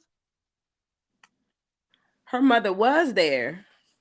But her mother might have seen a man who could provide for her daughter. No, exactly. Just like Naomi did. Pull that cover off his feet. We want to see what's going on because if you give it to him, the man gonna stay. Come on now, you know that's true. Because if your mama was there and if she's looking at the potential of my daughter being a first lady because I want to be in the church and things, she's gonna push the narrative. Stay right there. He's a good man, Savannah. So you proving my point. You proving my point. So if then it's her fault. No, if she has that backing her, listen now. If that's what's telling her to go forth, right? Mm-hmm. It's not just her. She's being encouraged. Where's the mama? But where's the mama husband? Because if the mama held on for a man that didn't marry her either, it's a family situation. We can't go to Joy. We can't. Why are we talking about that? Because Carn is gonna do what Carn is gonna do, and he's carning everybody. Well. Now, I would be surprised if this is baby because he don't went a long time without dropping babies out there in the field. I just need the girl to get the DNA. She hasn't done that yet. Yeah, we need to do that because I need to see who this baby is. Because that baby got big lips. It's Carn. She said there's another man. She said it's another name, but his name is John. She didn't want to give his. No, she gave his name. Eventually said it's William. Yeah, but the thing is what William looked McCray. Like. I'm playing. Oh, wait a minute. Not Jeepers Creepers. Don't do that. Let y'all start. Don't do that. Don't do that. No, we're not gonna do that. We're not gonna do that. They'll say, they'll take it and run. We playing, William. I ain't playing. I'm not playing. You know I don't like you. I'm not here representing herself. We gone. Joy, hang up. Come on, we take this offline. That's gonna cost. I'm not playing. Meet me in the chat. They're gonna say I'm condoning. Okay, hold on. Let me say it. Y'all know that Ty did not say it. Naida did not. But Joy said it because I don't like you. Never did. The views expressed on this screen are our views only, and not the views of Tyesse. And the good part is I can fight, and I can fight, so I can. And I don't mind tussling either. You don't condone violence. Let's bring Liz in. Liz. Bye, y'all. Love you. Hey, Ty. Hey, what's going on? They didn't, I can't hear carriers. We've been doing so good, and the bone carriers. Can you hear me? I can hear you. Go ahead, Liz. I can't hear you. I can hear you. Just go ahead. I'm gonna go out and come back in. What you saying? I'm Go seeing ahead. you. I Oh, can you hear can you. hear me. I can't hear you. Okay, just go ahead. So Though. Go I ahead. just Go came ahead. on, and so I missed the show. Ty, I just see you moving, but I'm not sure if you can hear me. If you can hear me, Yes. just shake your head and I'll keep talking. Okay, perfect. So I just came on, so I missed all of the show, and I'm just going to be perfectly honest with you. But as a woman, Okay. first of all, how do we know it's been 10 years? What proof did she give some proof saying it's been 10 years that she was with him? I don't know. I haven't seen any proof. And if she did, then forgive me. But every woman has played a fool. And we know when we're being played. So if we decide and make the decision to stay, then you can't just put the blame on him. You got to blame both of them for being involved in the situation. Because at any point, as a woman, as a man, you can make a decision to leave. And that's all I'm saying. And it seems like, oh, poor this and poor that, poor Vashti, poor. And yeah, okay, they may have been manipulated in some way, but as a woman, you know when you've been played. And who hangs around for 10 years? If he was very serious about a committed relationship with her, it wouldn't have taken him 10 years, and she would have had something to show for it. She would have had a ring. She would have had something that said, I'm committing myself to you. No one's hanging around for no 10 years. And I don't care about nobody's heart being in nothing. After 10 years, you get what you get, is all I'm saying. You get what you get, because it does not take 10 years for you to realize that this man is not thinking about you at all. And she was fully aware, being that she was in the ministry, that he was dealing with other females. So don't come up now trying to pretend like she didn't know about all the other females. She knew. Of course she knew. They all knew about each other. They're all in the ministry. They wanted to be the chosen one. So if you hung around for 10 years and you weren't the one, no need to get mad now and try to come out in public and talk about you participated in the threesome. That was a choice. I don't think she was forced. I don't think he held a gun to her head. And I'm not saying that he is not culpable in this, because he is, but it sounds like everyone's trying to just make him culpable, and the women get to just not have no responsibility. And that is not how it works. Every woman has played a fool, and we played a fool knowingly, in my opinion. So that's really all I had to say. Thank you. Okay. I love you. Thank you. I'm going to go out because I still can't hear you. But All right. Oh, Jesus. I don't know, y'all. I don't know what to say. We just believe God. We believe God for clarity. We believe God for the ways and for the means. We do need to take up a sizable offering at this time for all of those that have come and got this breaking news. We're asking everybody tonight to get your best seed together for this auspicious YouTube channel. We do have another heavy hitter in the green room. So as we bring her at this time, we're going to go into the offering part of the service as we bring on Sister Bees. Okay, we're going into the offering part. We're asking that you send $10 or more. Okay, we're not asking for no $2 and $3 seeds tonight. Okay, $10 or greater. All right, $9.99 or more. All right. Hey, Bees. Hey, Ty, can you hear me all right? Yes, please take your text. Take your text. Go ahead. I am not going to be here raising no offering. Here's the text. I want everybody to Google the fallacy of sunk costs and just study that tonight. Okay. Because I think we we divorce decision making from human behavior, and that's unfair. So I am one of the ones who's had very poor experiences. I'll just call them F boys in the church. And it's not something that just happens, it's a phenomenon that the culture creates. On one hand, there's that patriarchy that makes it so that we don't hold our young men accountable. We don't have high expectations for them in terms of relationships. We do the boys will be boys thing, and we um, accept young men into um, leadership spaces without conversations about character.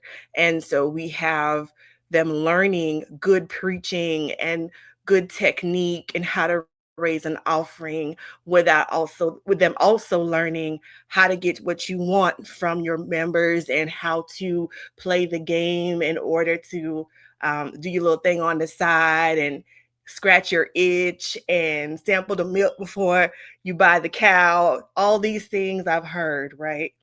Similarly, the culture teaches women to praise and love and be very loyal to your pastor. So we are here to protect the pastor. We're here to cover him and pray for him and intercede for him and make his meals and do his laundry and be in his personal space and all the things that we do in order to invest into this false leadership or toxic leadership.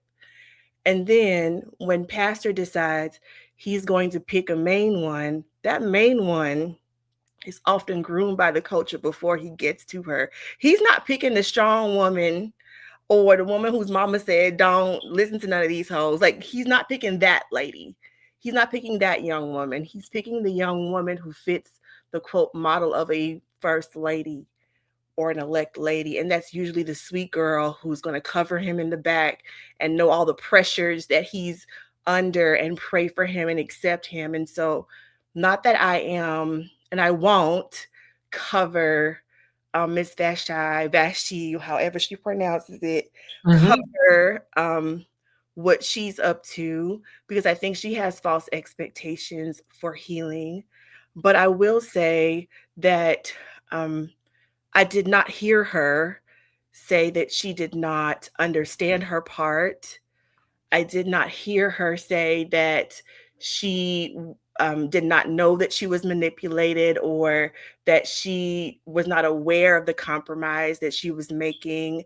But if we understand the fallacy of sunk costs, if you can get someone to invest early before they know themselves, and they give all of themselves, it's really hard to untangle that. Even as you find out that this is not really me. And so I won't tell all of my story. I'll do like JC. If you want to know, you can come find me. But I will say that I did not realize all the things that I had given up about myself until about 2 or 3 years after my crazy relationship ended.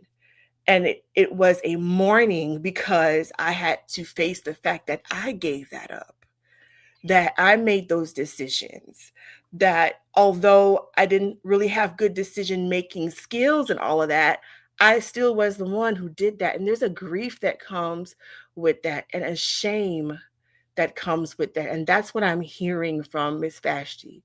There's a lot of conversation when she talks about the giving up of self, being embarrassed, being ashamed. And so while I think some of this is shenanigans, I do feel her and I am concerned about her psyche, that she does not internalize those messages that the church culture brings to us.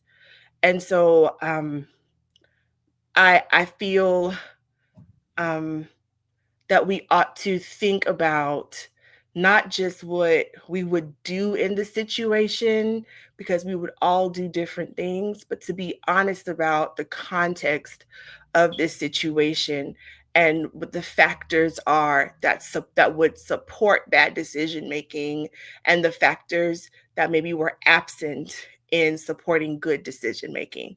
And that's all I have for you today, I think.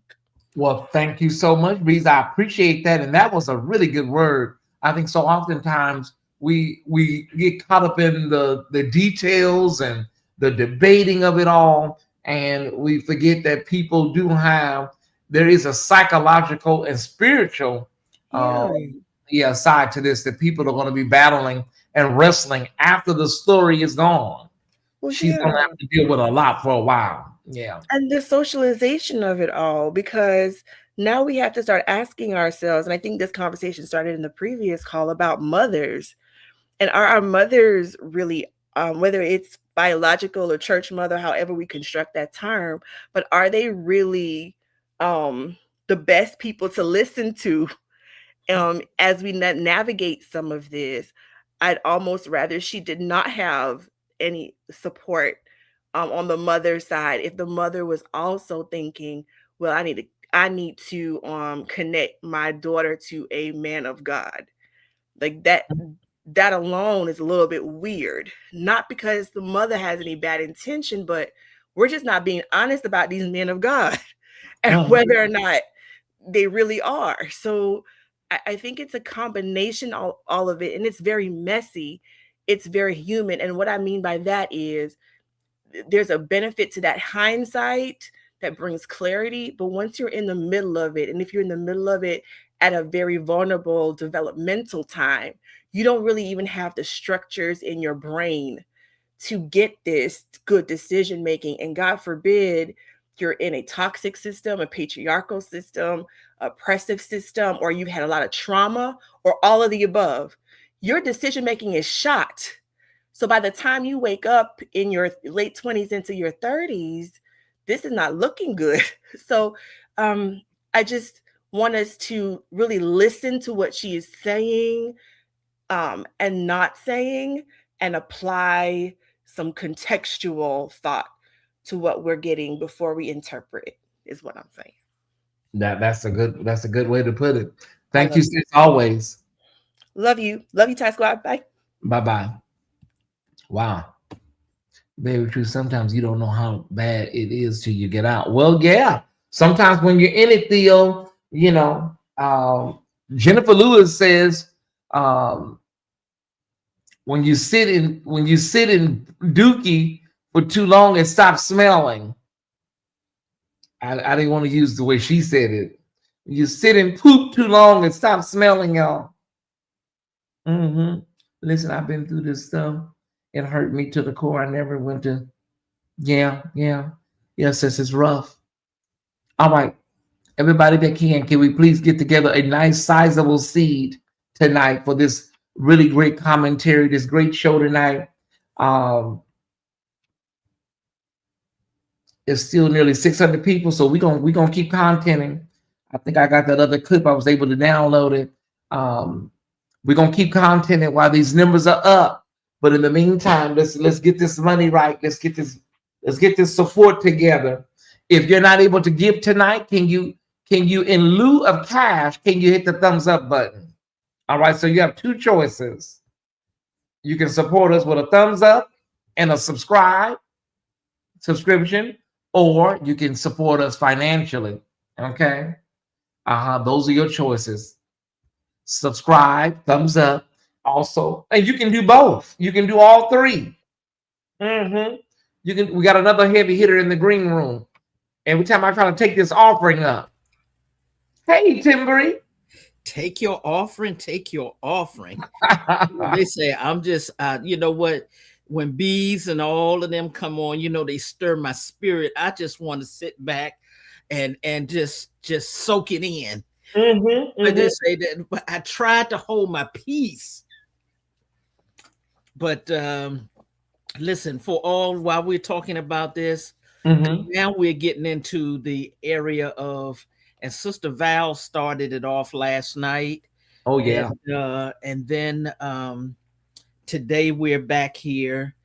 And what's our sister, the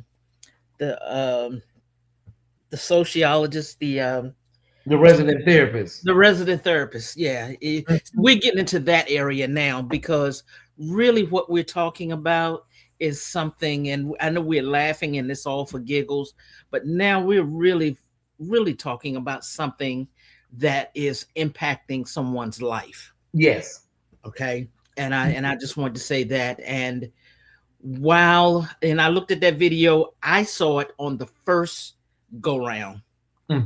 First of all, if she was being attacked, and I'm not saying that she wasn't, but I'm just saying she come back in her house, like clicking her shoes, listen to, when you're a professional listener, you listen and see everything. And I got on my FBI hat now. Came back in, clicking her shoes and her keychains, and like coming back in. If someone was busting out my window, I'd be running back in the house. First of all, I don't know who all around my house.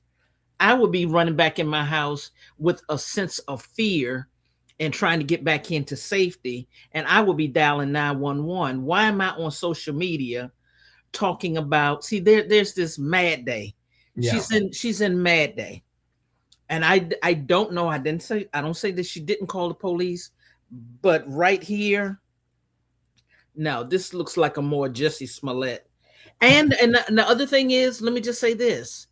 I won't rule out, because I think I put in the chat a little bit earlier that he's got a perfect alibi.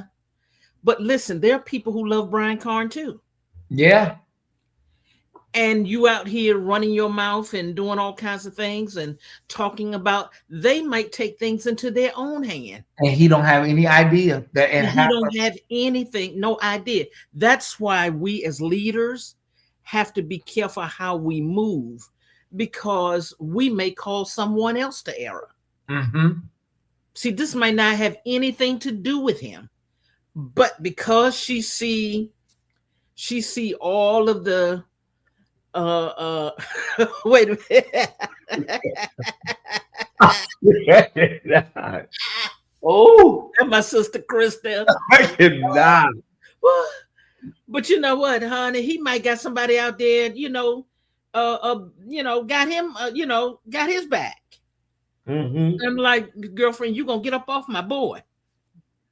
So two things can be true at the same time. Yeah. I will say for Vashti, first of all, you stand in that relationship 10 years, said a lot. And the brothers in the chat, they can confirm with me, and I will tell you, a man, I say this, having 3 brothers that's all older than me. I watched how they move. A man who really wants you, who is into you, you will know that man going to circle around and make his space and run all the other brothers off. They going to, if they want you, they're going to lock you in so that nobody else, they'll ward off their territory. I'll say. A man knows within 6 months of dating you, really, if he really wants to pursue you to be his mate, his mate or his wife. That's true. It might take him a year or 2 to get his coins together to buy that ring or to do whatever he's going to do. But trust me, a man knows. He knows who he wants to play ping pong with. He knows who he wants to just take to the prom. He knows who he wants to take to his mama's house for Thanksgiving dinner. And, and he know if you a drive-by. And you might not know it because, he's telling you everything you want to hear. Get what he wants. But she's in a place where she's going to have to get some psychotherapy or get with some sisters who will tell her the truth. Yeah. One or the other. If you can't pay for a psychiatrist, as they say, look me up on Facebook or IG or Sister LaGreta or Sister LaFrance. A couple of these sisters and Sister B's, we'll get you together.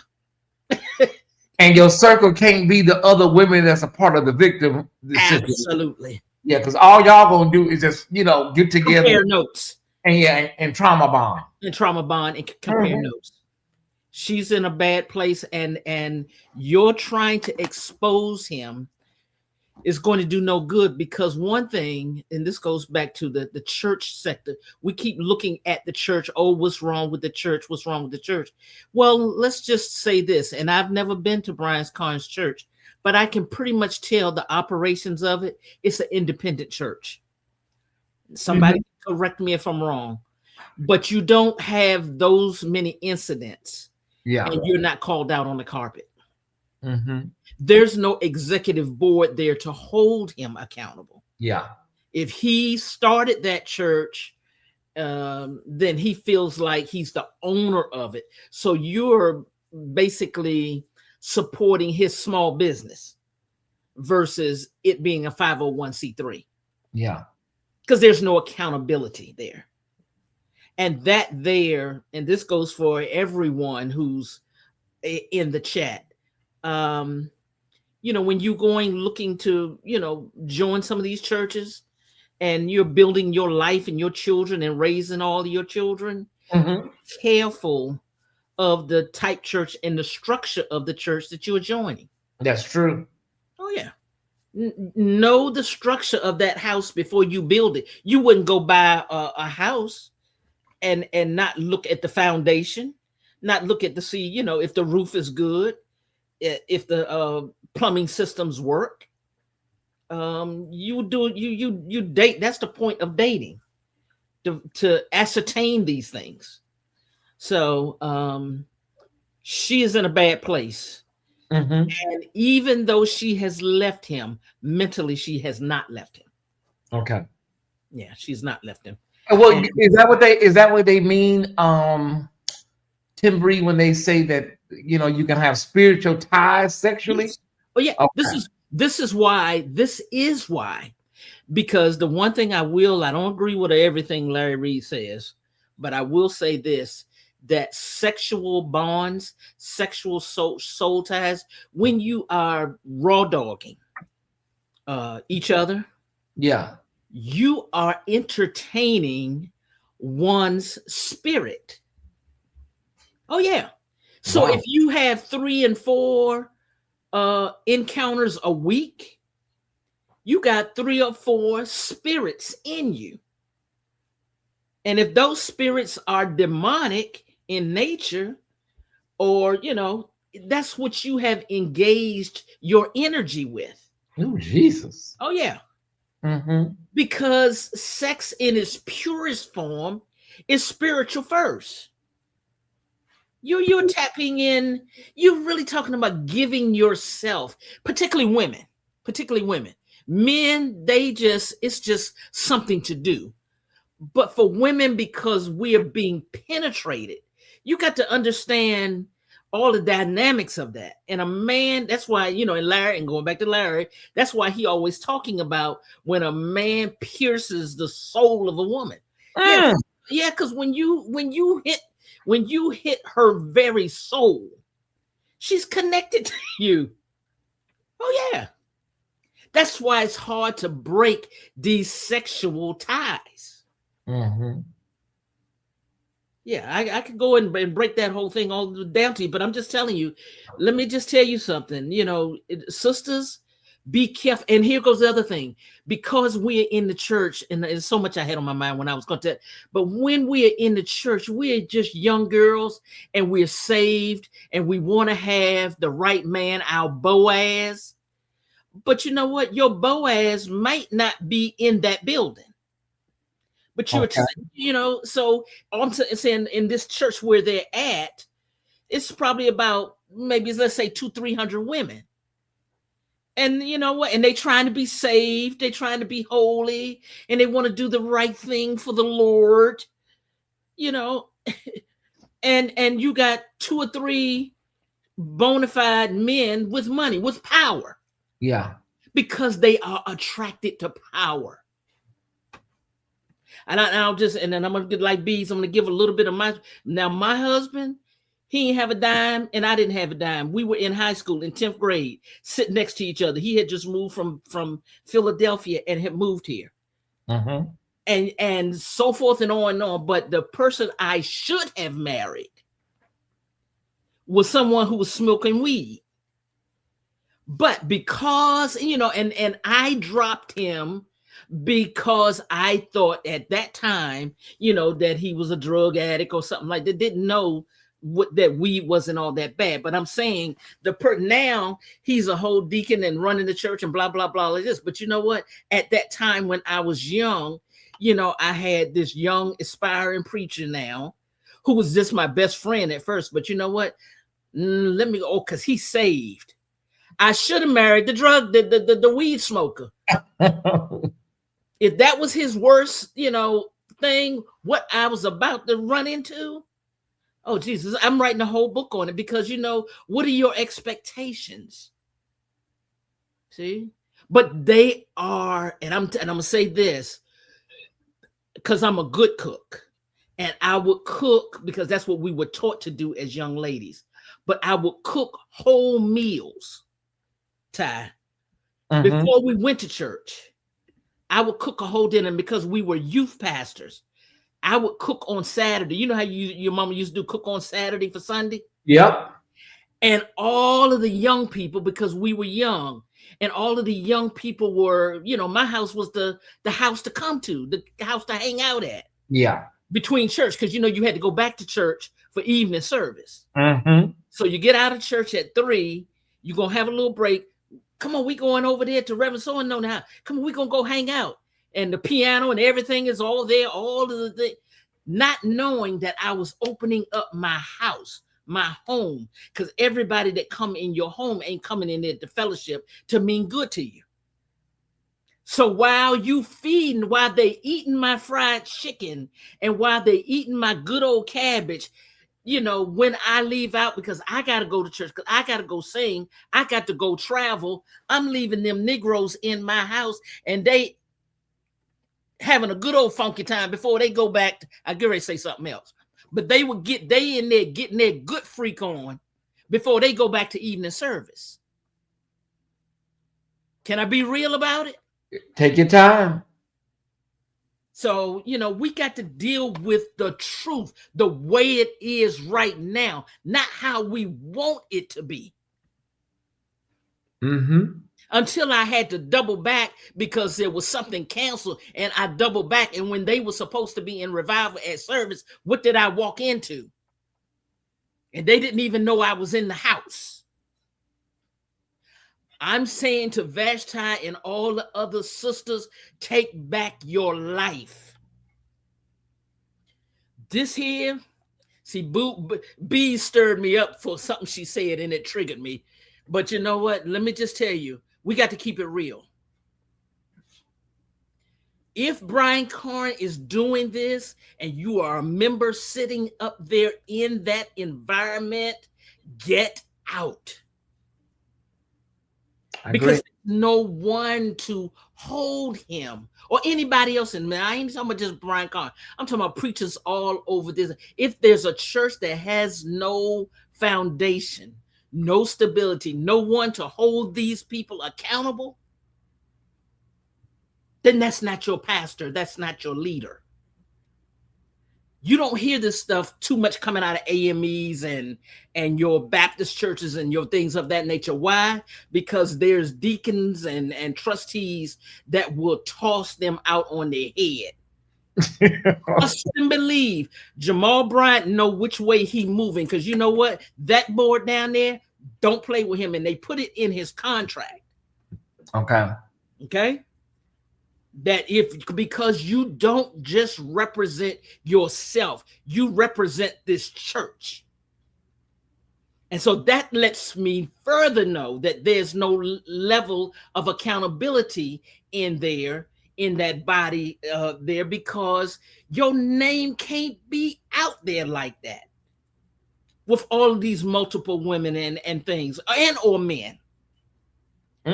Some of that, let me circle back to my house. Let me stay in my house. In my house, they was all coming up in there and all hanging out and all good friends and all like that. It was not only the women, but the women and the men. So you know what? Listen, when you know, you know.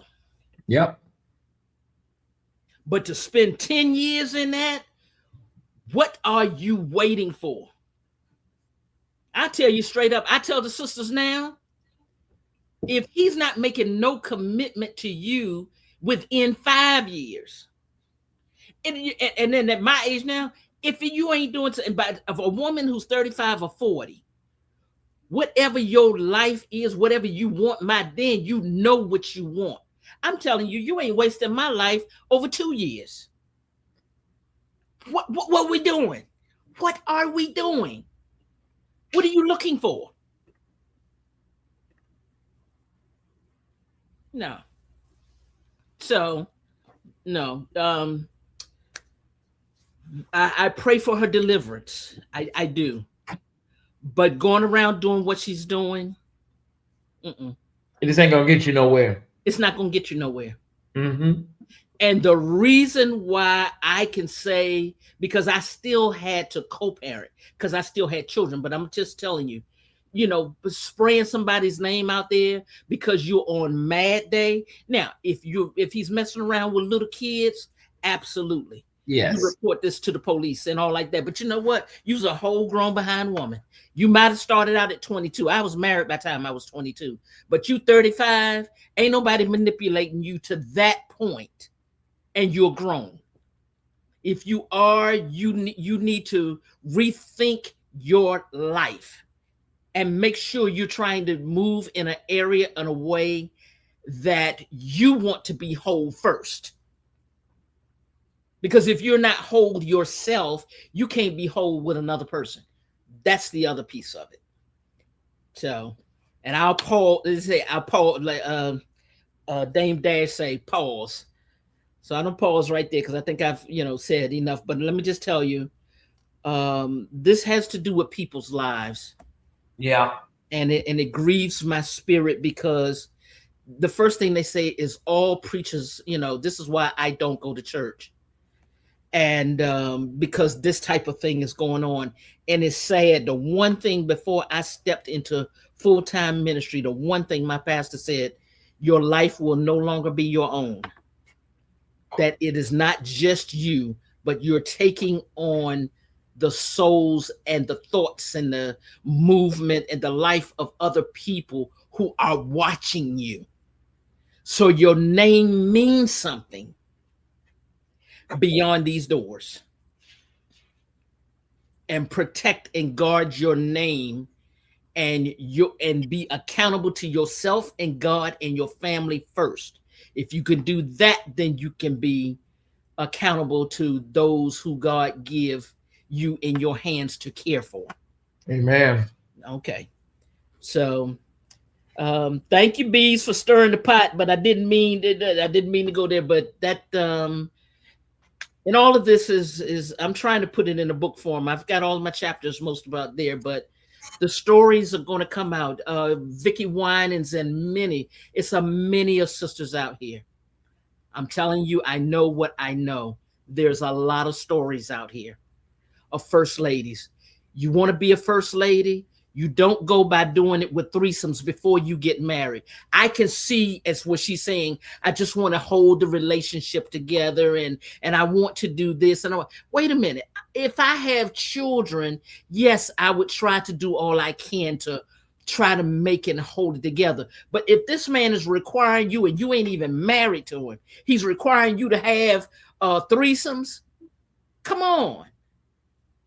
You're not even married to him and he's not giving you any respect. What more does it take? The painting is on the wall or the handwriting is on the wall. Nah. Yeah, most people try to make it work for the kids and go above and beyond, but going along to get along. Yeah, you ain't got kids or you're not married. You ain't got no house note. You don't have things together. You don't have assets together. Your family, your soul ties are not connected. where you've got children and grandchildren. People do that type of thing when they have something to lose. You have nothing with this man. He has committed nothing to you. No, don't be going to tell me somebody busting out your windows and all like that. Get your life back. Get with us a womanhood, a sisterhood group or meeting of where you're trying to go. Get with someone who's got at least what you got on the ball going or more.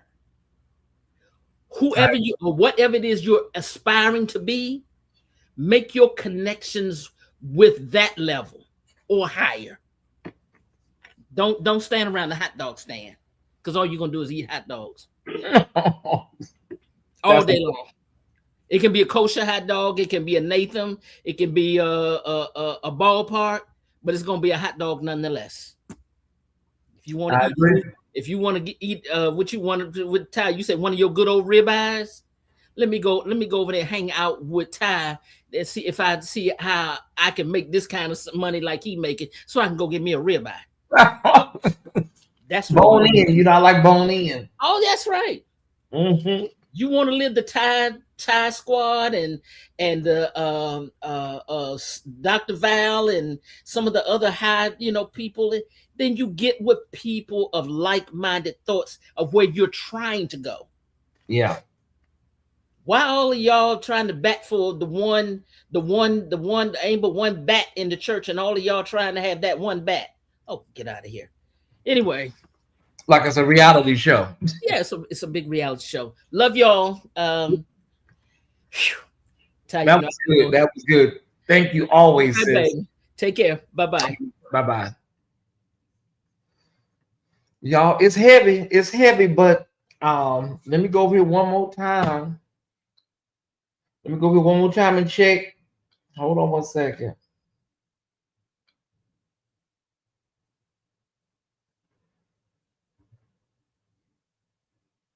Hold on 1 second, y'all. Hold on.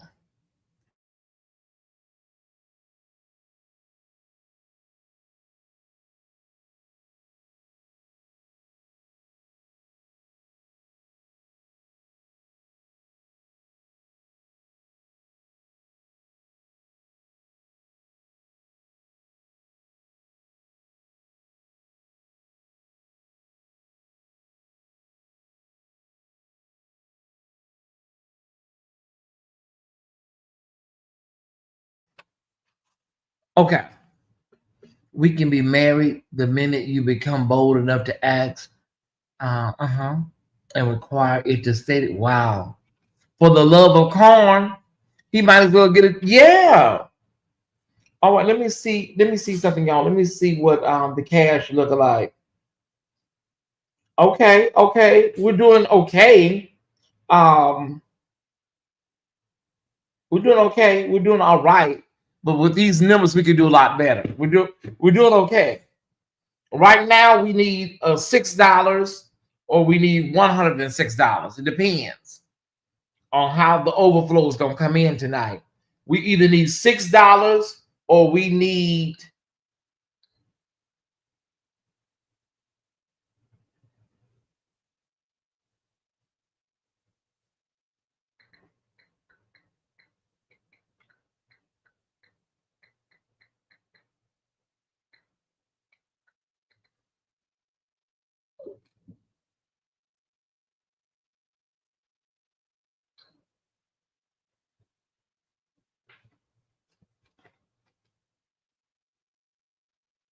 hold on 1 second, Ty Squad.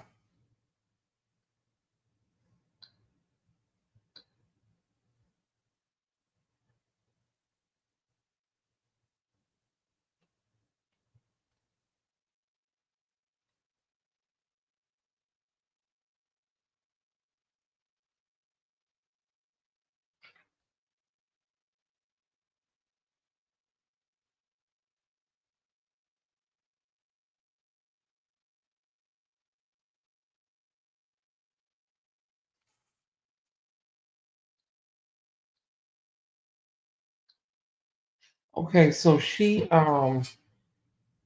okay, so we okay. We have the ring cam footage, y'all. There is ring cam footage. Well, there is footage on camera. There is. I'm just trying to see something. Hold on 1 second.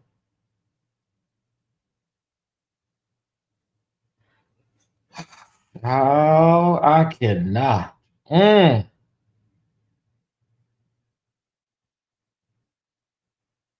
Okay.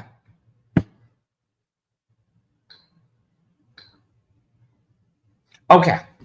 Anyways, let me while we get this offering together, we're gonna play the first part of the video. We had cut it in 2 parts, and one of the first parts was uneven. So now we have a better part of it, y'all, and we're gonna go ahead and play it at this time. Okay. Please continue to give as we listen to this other part. Continue to give. I already addressed the fact that he got me an engagement ring made. I already addressed the fact that, yes, I did try to reach out and speak with his pastor before posting. I did. I forgot what else, other things I probably addressed in that live. But from my understanding, he has still not been forthcoming to certain individuals and certain people. And so that's where I'm still having the issue currently. That's what my issue is right now. And so I feel like it's not forcing me to speak up, but I am. I'm making a decision too. So I know a lot of people are saying I'm speaking up. It's harming the body of Christ, but I'm not speaking up to harm the body of Christ. In fact, it's often more so silence and cover-up culture that harms people and destroys trust and pushes new believers away, because corruption inside the church is more dangerous to the kingdom than honestly outside of it. Okay, like, let's be for real. Speaking up isn't harming or ruining anything. It's more so revealing what's already been broken. And if someone is in wrongdoing, and if their wrongdoing is damaging a church's reputation, that's on the wrongdoer, not on the ones who survived it. Okay, so scripture never tells us victims to protect abusers or anybody who, harms them or anything. And for those of you that be like, well, you putting your mouth on the pastor and you putting your lips on the prophet and you don't speak against leadership and all of this stuff, where is that in the Bible that say that you cannot speak up for being mistreated and abused and manipulated and so forth and so on? Y'all bet not use the scripture with Miriam and Moses, because that's taken out of context, okay? Miriam wasn't confronting Moses' behaviors. Her and Aaron had a problem with his position. They was jealous of his position. They was hating on who he married, whatever, okay? They wasn't calling out Moses' wrongdoing and sin and so forth. You think God's nature would punish them if Moses was out here acting a fool and harming the body of Christ and they addressed it? God would punish them for it? Because he's a leadership? You're not going to find it, okay? And I've been delusional just as a lot of people have been. And this is where the callousness shows and is revealed in many people. But when people say that this is harming the body of Christ and it's harming the church, I think what you're really saying is you're making us uncomfortable by revealing something that we don't want to face, okay? So telling me to shush, don't talk about it, you're really just protecting the image of the church and not the health of it, okay? We never heal what we refuse to reveal. New believers, they leave when abuse is hidden. Victims are ashamed. Leaders protect leaders and not the people. When that's your very assignment as a pastor. When sin is swept under the rug. Let's not use sin because people hate that word. When destructive behaviors are swept under the rug. I spoke up because pain has a voice when it's been silenced and lied to for so long, especially after being in a relationship for years with deception, manipulation, and emotional damage. I'll be transparent to say that I've tried everything to keep the relationship alive, y'all. I tried everything, even pushing my own boundaries, in which I'm ashamed of and deeply regret. And I know I should have never done a lot of the things. Not even in the name of love, not even in the name of love should I have done certain things. And yet there was still betrayal after betrayal. Am I mad about that? Yes. So that's going to go to the first question. Did I know about any of the women? I'm not a woman who can be with a man knowing I am an option. I'm just not that girl. Have I had suspicions about some women? Yes, but I did not always have the proof. If I confront him about some women, yes, he would deny it, lie about it, okay? Now, I know now that I wasn't wrong about nothing. But yeah, my birthday is January 15th. I'm turning 33 years old. My mindset when I just turned 22 and was involved with him is different now. It developed. I used to be very weak for him in the beginning, but then I started getting, some strength and some sense. But I always had questions, comments, and concerns. I feel like my mouth always got me in trouble. I'm not that girl that just can go with somebody's flow. I'm more so the person that will be going against the current, because I need to know where this current going, the direction, the depth, why it's going that way. I'm a woman that likes information. Okay, it makes me feel safe. I'm not someone to, as long as he come home at night, then that's fine. Absolutely not. Where were you? What are you doing? Okay, so I say that to say anytime I had any suspicion or I'm looking at things and stuff not making sense to me, like, hold on now, I would address him. I would come to him about it. He ain't like it.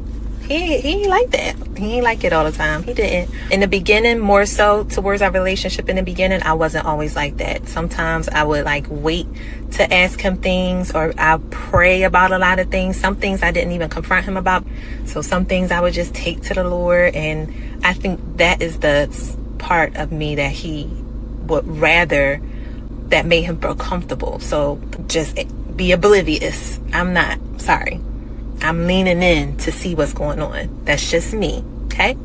So that answers that, hopefully. Why didn't I walk away after the first betrayals? Because it's not easy for everyone to walk away from something they put time and so much effort in. Okay? Some of you can do it easily, and congratulations. But not everyone can, and not all women is doing that. It's like the analogy of a slot machine, where one keeps, putting in money, trying to earn a reward at the end. So I forgave again until so much time has gone by, and now you afraid to throw it all away and just start all over. That's the place that I was afraid to just walk away and start over. Okay. So that's why it came to 10 years. And not only that, I had a prophecy from him. I was promised a future. Okay. And I wasn't just simply going to throw that away because of a few betrayals in the beginning. I wasn't going to do that. So it's not easy to quickly leave someone you weren't only just in love with, but were invested. When you give your loyalty, your youth, your body, your trust, sacrifices, your spiritual connection, your identity as us, these are all the things I've invested. So years of hope and effort doesn't disappear. Just disappear because of, a few betrayals. It just don't. I feel like at first there was a grieving that happened, that I was going through, of the version of him that I hoped for, that he would become. And I'm sure a lot of women can relate, because I wasn't just attached to who he was. I was attached to the potential, the promises, the prophecy that I got from him about our future, the glimpse of a few changes that I began to see that was happening, the version of him that I prayed for, and the man that I believed that he could be. Some of you are complaining about the exposure, saying it should have been kept private, and y'all didn't need to. I didn't need to know that. Who cares? Okay, well, stop listening. The fact is, many of us women were caught in a web of deception and fake promises in a fairy tale, and are grieving. So emotionally, this has been heavy. I'm not proud of the things that I allowed. I'm not proud. It's embarrassing that I was influenced, guided, and manipulated through lies and deception by someone who held spiritual authority in my life for a decade. I'm human. He's human. I trusted the wrong person, and I'm healing from that. And other people are healing from that. If y'all knew the amount of women, some of y'all would be just like, we're just giving you pieces. Because at the end of the day, I don't want to hurt him as, I guess, a pastor or whatever. I don't want to destroy him as a person. I need his behaviors to change. Not just me, the world. He needs to change for his own soul's sake. And hopefully he will stop destroying himself by trying to protect an image as if things are okay and things are holy, or these are just mistakes, and they're not. They're not, y'all. You don't just make just a mistake for literally over 20 years. I had my 10 years, but people have longer years than me. All of our years are overlapped. That's not a mistake. You're intentionally planning and deciding to do these things with every year, with every victim that you know. I really just got assaulted. This is crazy. Look at my window. They couldn't bust my window while I was in it. They was trying to. Nobody know where I live. Nobody know where I live, because I just got this house. Just got this house right before I broke up with Carn. Nobody knows where I live except for those 3 people. Why is someone lurking at my house? Really? Okay. This is the stuff. And this is what people following are trying to protect. The demonic following of a demonic man. Because he mad because he wrong.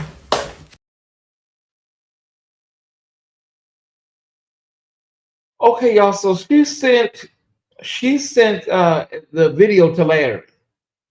She sent the video to Larry. I'm looking at a screenshot of it right now. She did. Yeah, she got the video. It appears to be about 20 seconds. I think it may be multiple 20-second videos here. I see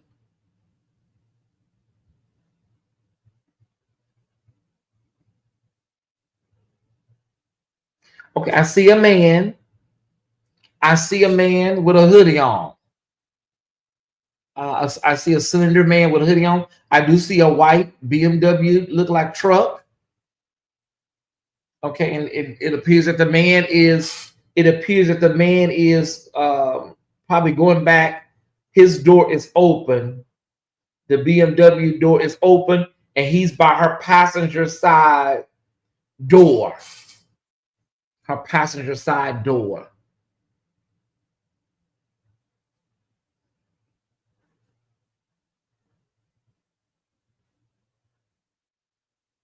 Okay.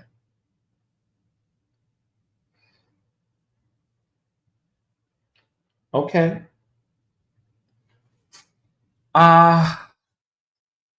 Is it a puppy cam? This looks like a ring cam. This looks like a ring cam, everybody. Yeah. This is a man with a hoodie on by her driver's side door. And let me see if he got is that a bat? Let me see. I can't really make it out because it's a little blurry.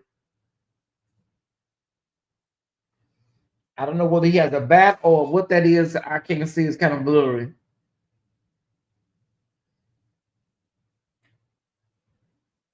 This car don't look like it's got no hubcaps on it. This white BMW truck, it looks like it don't have no rims. Not rim hubcaps.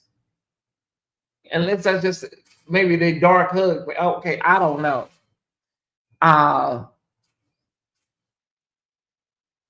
Well, thank you, brother. Thank you, Larry. Well, at least we can confirm that there is a video and that there is a man. Does he have hips though? I don't understand, Lashika. Was it a plastic bat? Would he have been at church? We know Prophet Carn is at church. The question is, who is this man? Who is this man? That's the question. Who is this man that's out here? Who is he? Y'all, can we come on, y'all? Can we be a little more serious? Now that we have the video, thanks to my brother Larry, now that we see a screenshot of this video, can we be a little more serious, y'all? Now, listen, there still may be some Jussie Smollett energy attached. However, we can confirm that there is a video in a man. He must have touched the window. They're trying to see if that's Carn by his shape. No, this man is skinny. This man is very slender. He's very slender. No, Brian Carn is over there at the church prophesying to those people at this time. Yeah, I'm sure Larry will probably run it. I'm sure Larry will. Okay. Okay, Larry's sending it to me. Now let me take a look.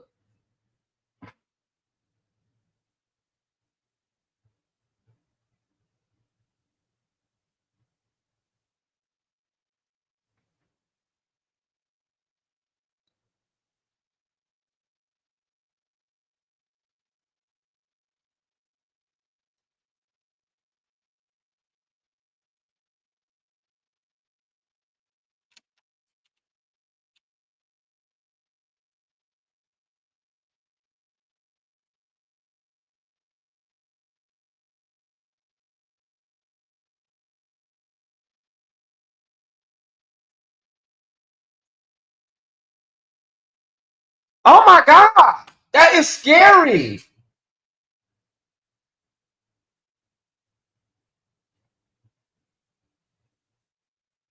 But that, y'all, I'm sorry, y'all. Some about there's a little off. That is scary as hell. Okay, wait. Let me see, girl. Wait a minute, sis. Now, Vashti, girl, wait. It was scary. I was still.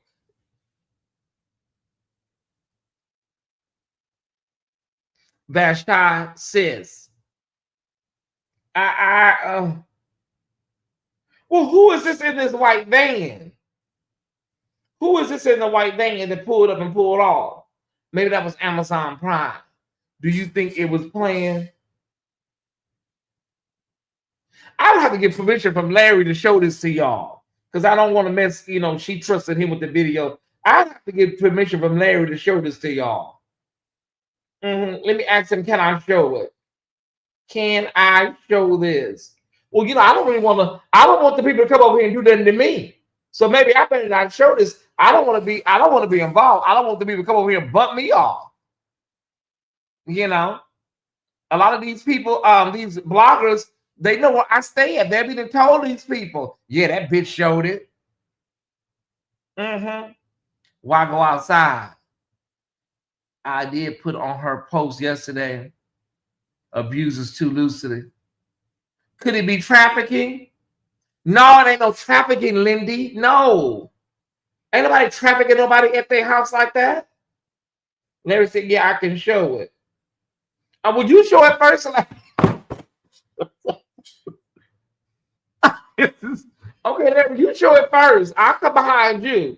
I don't want these people to come over here and put no damn plastic bag over my head. Okay, Larry, you show it first, and I'll come behind you. Girl, we good. Well, to tell them to pull up over here, I'll show you how to handle. Listen, I promise you. Oh, Larry already posted it. Okay, so I can show it now. Okay, bro. Okay. Larry said he posted it, so let me go ahead and download it. Okay, here we go. I'm gonna show it here first, y'all. Okay, here we go. Let me run it back. Hold on, Task Squad.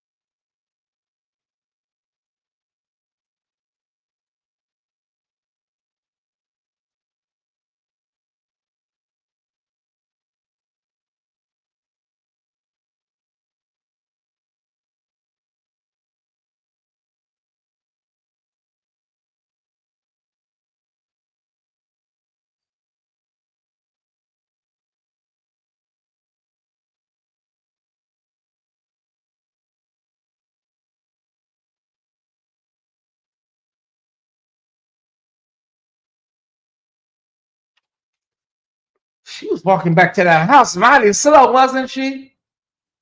And he hit the window 2 times, bam, bam. He hit the windows like boom, boom, and then ran off. Was he really trying to break the window? That was like a 1, 2. But she walked back in the house mighty slow, didn't she? That's typical West Charlotte behavior, unfortunately. And then he ran off like, sir, what? She walked back so calm. Was her door all the way closed when he hit the window? That's just shy. I don't know what this is, y'all. When he hit the window, he just went, doom. I'm not laughing. Please don't email me. I'm not. He went, doom, doom. Wait. But how he know she? Did y'all see that? He went, doom, doom. And then she just casually walked back in the house. Girl, I would have been scared boots. He went, y'all, I cannot. Let me turn this thing off. Hold on 1 second, y'all.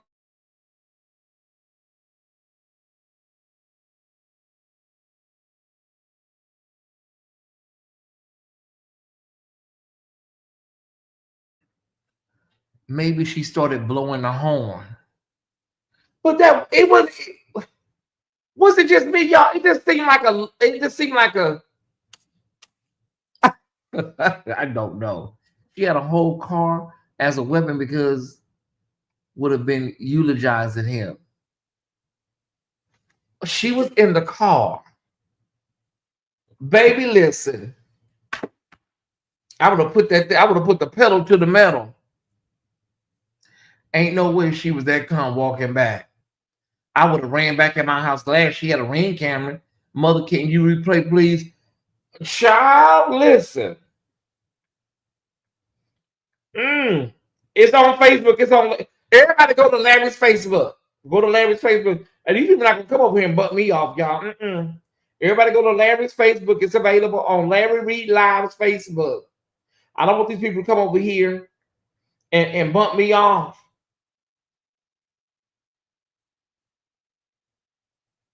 Hold on.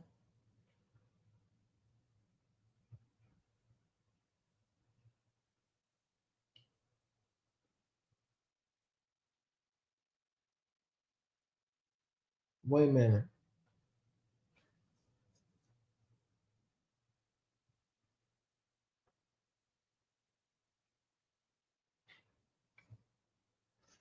She didn't run. She was walking slow. See, this is what I'm saying. I believe her.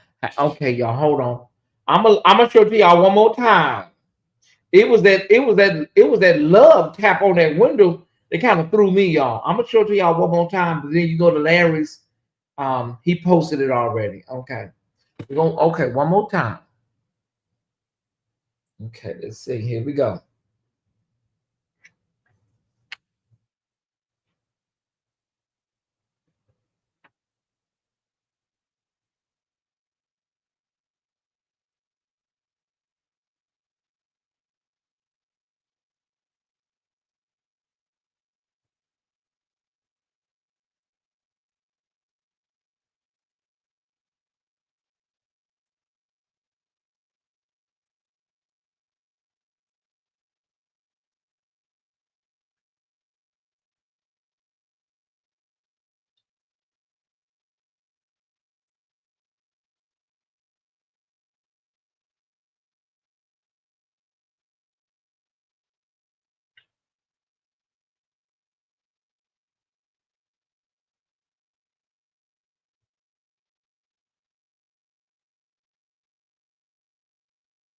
Yeah, that was a little too calm walking back in that house.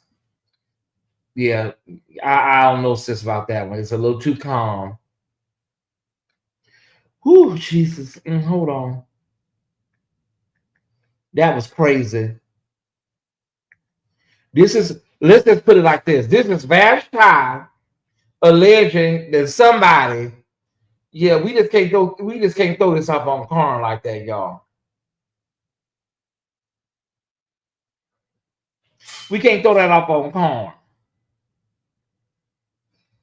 It appears that somebody tried to get in her car, and I don't know.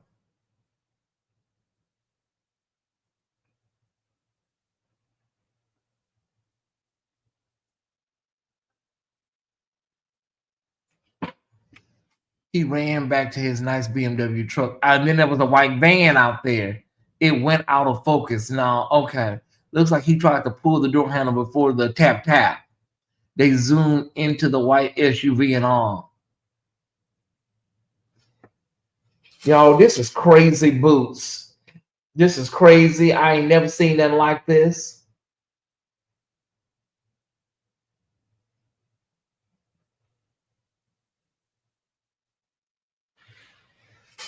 That was the mailman in the van. We don't know how long she sat in the car afterwards. It didn't happen that quick. Okay, she may have sat in the car after the attack, waited a minute, and then walked in the house. Okay, is that what you're saying, Shaky? She may have sat there for a moment. I don't know if she called the police or not, but she may have sat there. Is that what you're saying? And then she walked into the house, calmly walked into the house. Did she speed up the video? No, it doesn't appear to be sped up.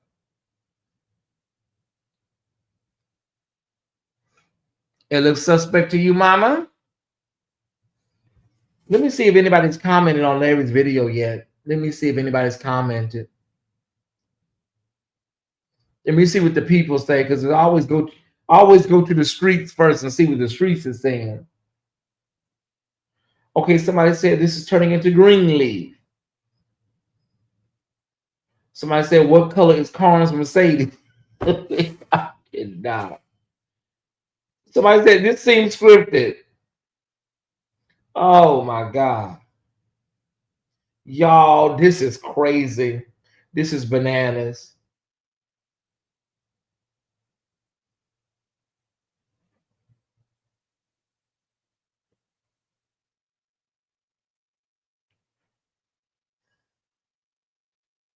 Okay, see, she's there. She's presently doing a police report. It's been edited.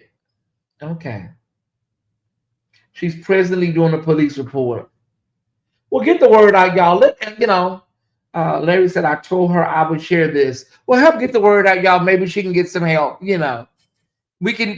That's the least we can do. Spread the word. There's somebody. There was a woman by herself, and somebody tried to break her window and get in her car. Look at how it starts to open.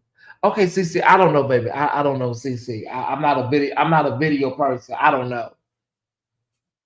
I don't know, CC. I just don't know. Well,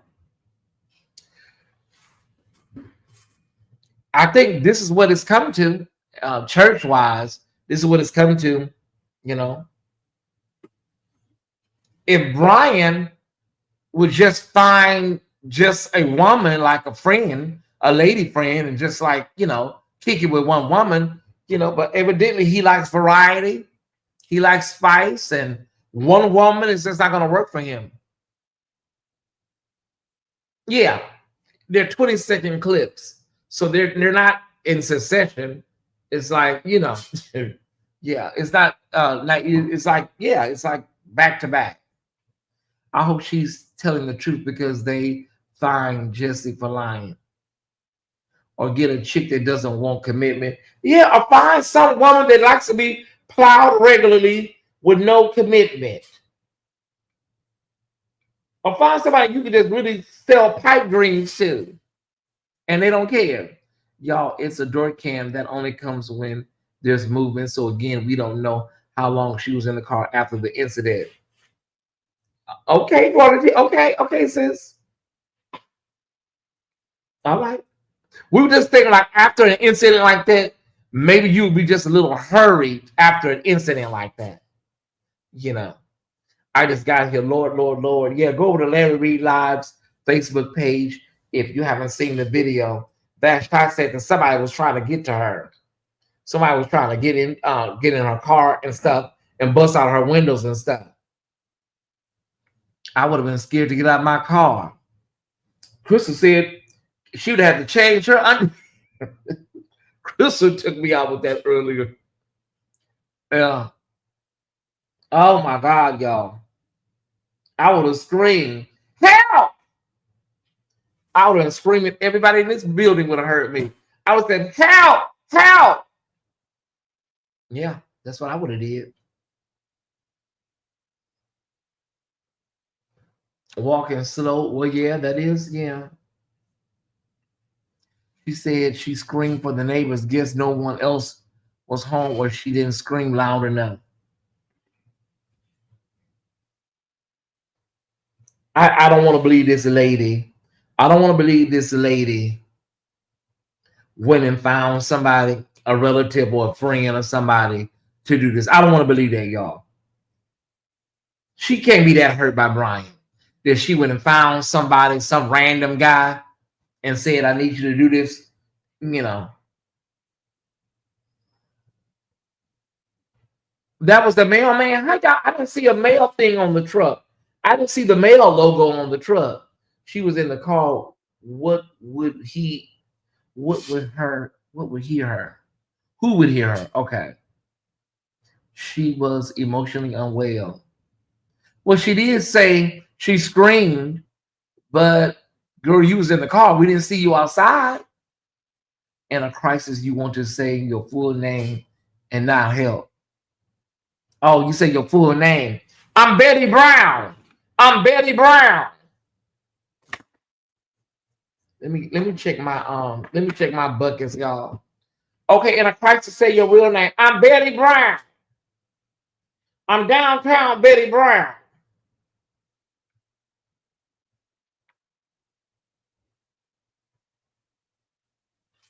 The logo was on the front under the window. It was just okay. Thank you, Lindy. Thank you, brother. Thank you, man of God. Okay, y'all, we reached our goal, but let's start a new goal because of the juiciness and the veracity of this video. Why don't we start another goal? Let's do this. Let's do this right tonight. We're going to start another goal. We need $96. Okay. If we reach it, we reach it. If we don't, we don't. Alicia said you got to call out your name. I'm Betty Brown. I'm Betty Brown. Okay. Everybody that's here. Oh, let me drop the link. The link is still available. Do we have anybody who would like to come up now that you've seen the video? Would you like to come up, change a statement? If you haven't come up tonight for the first time, the link is available. Would you like to add, do an addendum? What would you like to talk about? We've seen a man with a bat try to break the woman's window.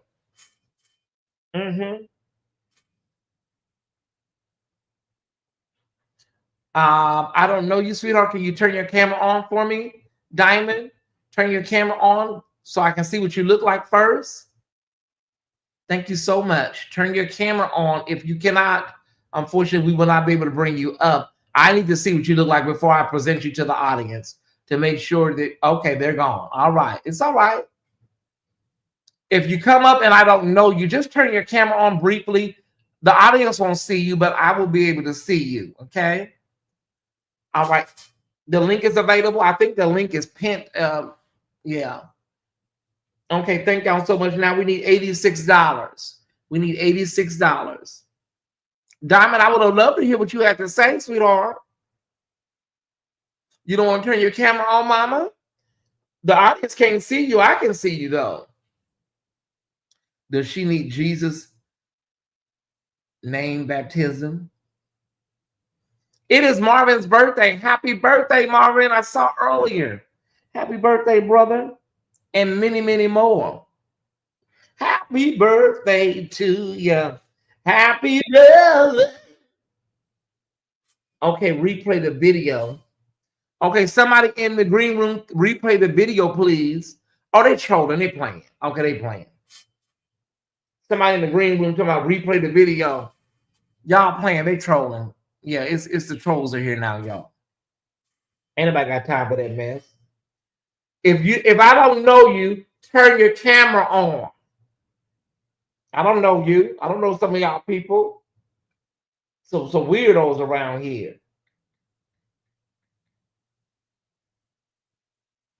Mm-hmm.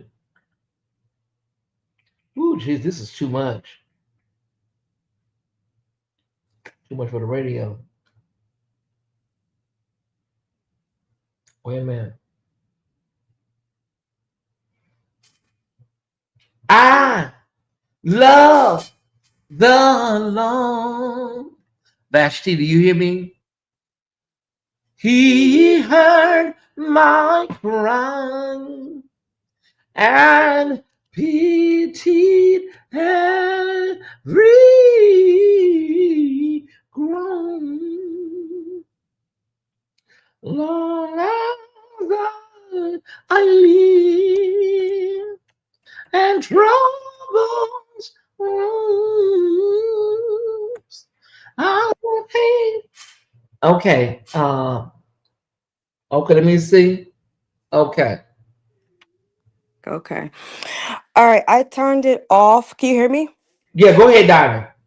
Okay. So the reason why I turned off my video is because I attended that church briefly.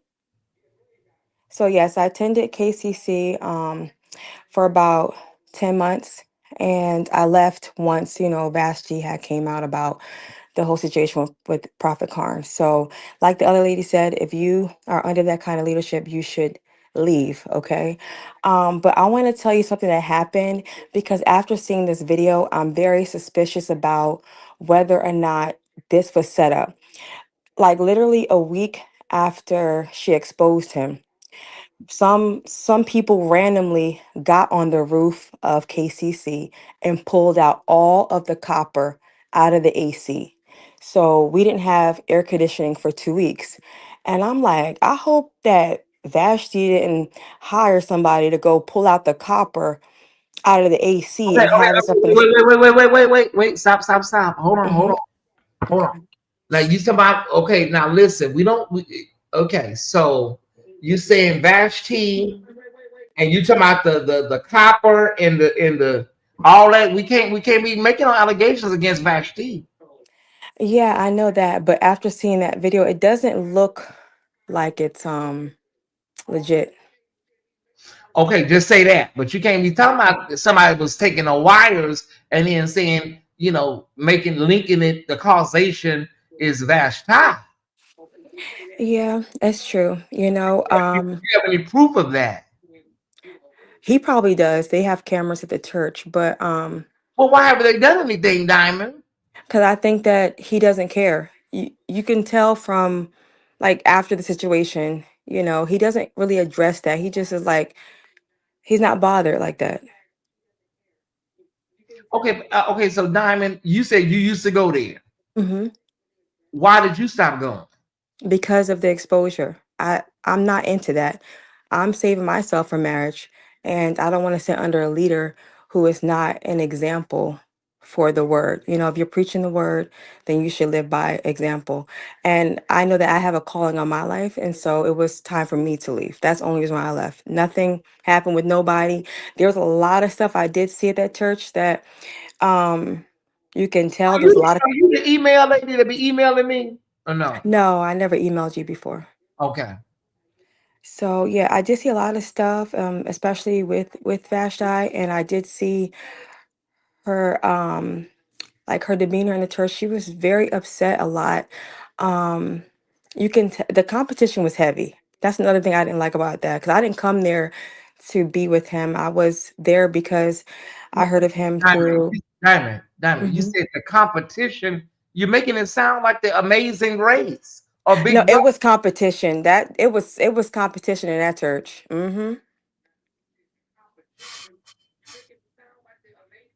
And so basically, people were in position trying to get to be with him. Mm-hmm. Yeah, it was a lot of competition with hair, with makeup, with how you dressed, and the girls were very pushy. I had a couple of incidents in that church, and when I first, the first incident was when this girl, had my eyes closed and I was praying, and somebody bumped into me like an NFL linebacker. And I opened my eyes, and there was a girl next to me. And I'm like, why would she be bumping into me that hard? I mean, she almost knocked me down. And that was my first experience of the women being very aggressive.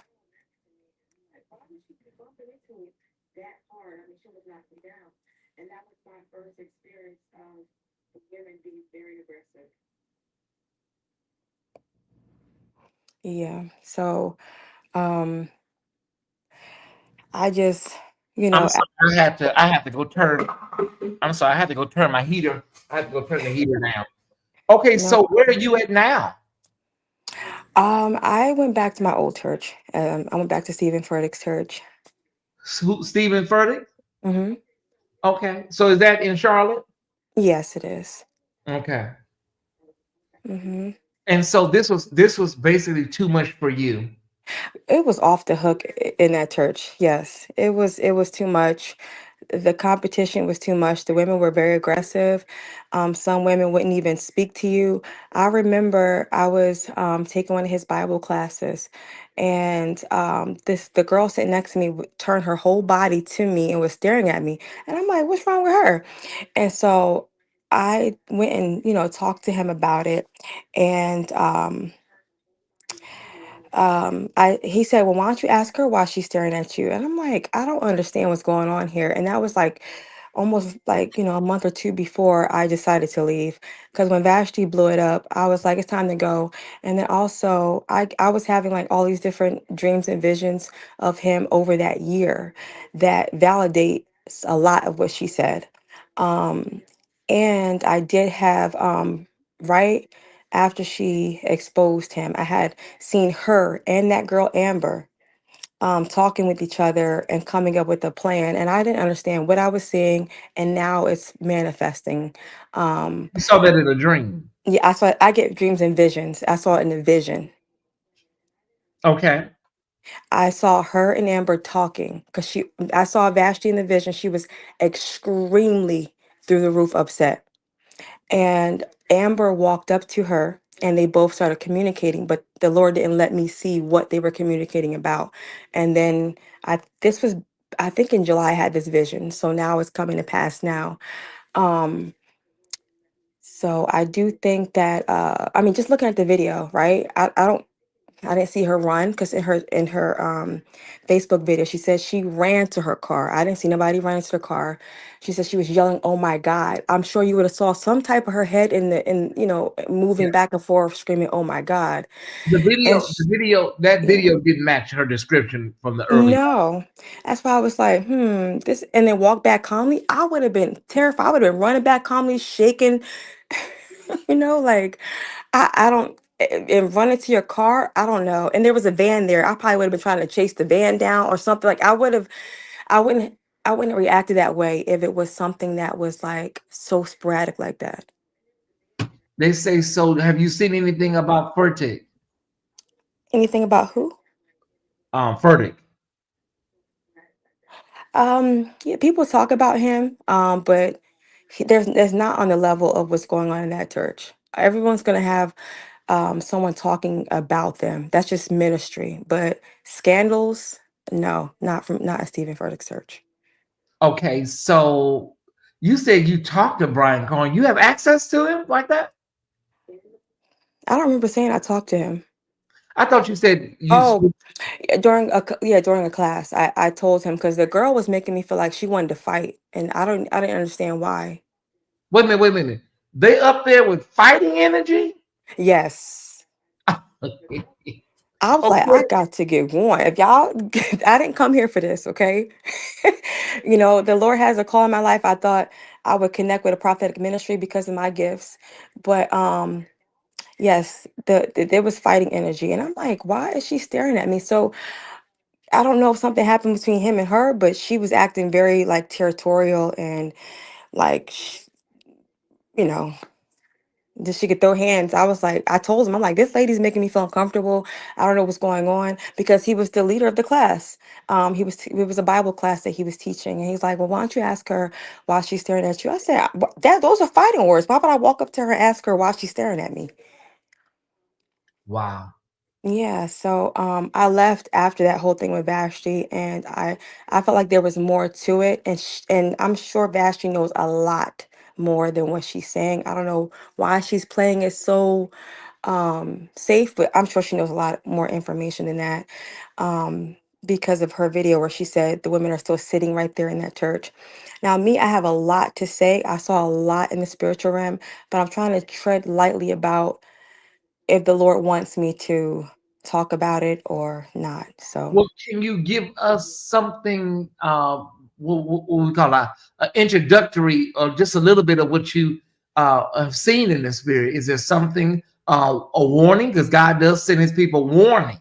hmm Was it um, warning level, or was it more he wanted you to know something so that you would be getting mm, out of it? Well, it well, could have you been a little bit. It could have been a little bit of both. What I did what- see was there was a lot of women. I just saw there were so many women around him all the time competing for his attention in the spiritual realm. I did see where Vashti set up that threesome. I had a vision of that. Um, okay, Diamond. mhm, So God is showing you mhm. the planning stages of a threesome. I saw it, yeah. Because remember how Amber said that she approached her? Okay. So when I was seeing this, and this, I thought I was, when I have visions, I be in the vision myself saying, why am I seeing this? But I saw her talking to another woman as if she was coaching her. And then they both went into a room where he was at. I didn't see it happen, but I saw them both go in there to do that. And I'm like, why are they going in a room with him? I'm like, what's going on? So she's not lying about that. But basically what I was saying, was just a lot of women around him, a lot of women vetting for his affection, a lot of women just involved. There's a lot of women involved. And, you know, when Basher says a lot of women, there's a lot. Eh, I was like, I hope this is like not the level of women involved, because it was a lot. Okay. Um, and I also saw that he was operating, you know, from a different spirit as well. I'll leave it at that. But I saw like in a vision where he was doing deliverance, and the person got deliverance, but then a more diabolical spirit entered them. Mm. And I was like, are you serious? Like, so there was a lot. And I had a friend prophesy to me, and she confirmed why I saw that. And that, yeah, there's another spirit also at operation in that ministry. And it's almost like spiritually dangerous to even be sitting in there until this man gets deliverance. But yeah, Well, don't be a stranger to the show, Diamond. okay. And if you have any information or something you want to get to the people, know that this is a safe space where uh, we handle this stuff with respect, dignity, and integrity. So please don't be a stranger to the show. Okay, no problem. All right. All right, thank you. Was that I think that was the email lady. I ain't gonna lie. When she say she wasn't the email lady, I'm gonna just take her word for it. That sounds like the email lady, y'all. I swear it do. But she said it wasn't her. There's so much happening in this conversation. As child, let me say this, y'all, and I'm not directing this towards Diamond, but Diamond, please, I'm not talking about you, sweetheart. I'm not.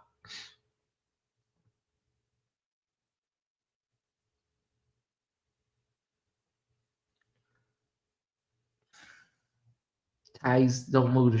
No, I've changed my mind. I'm gonna call my realtor and tell him to tear the papers up. Thank you for your trust in my platform, Diamond. Um,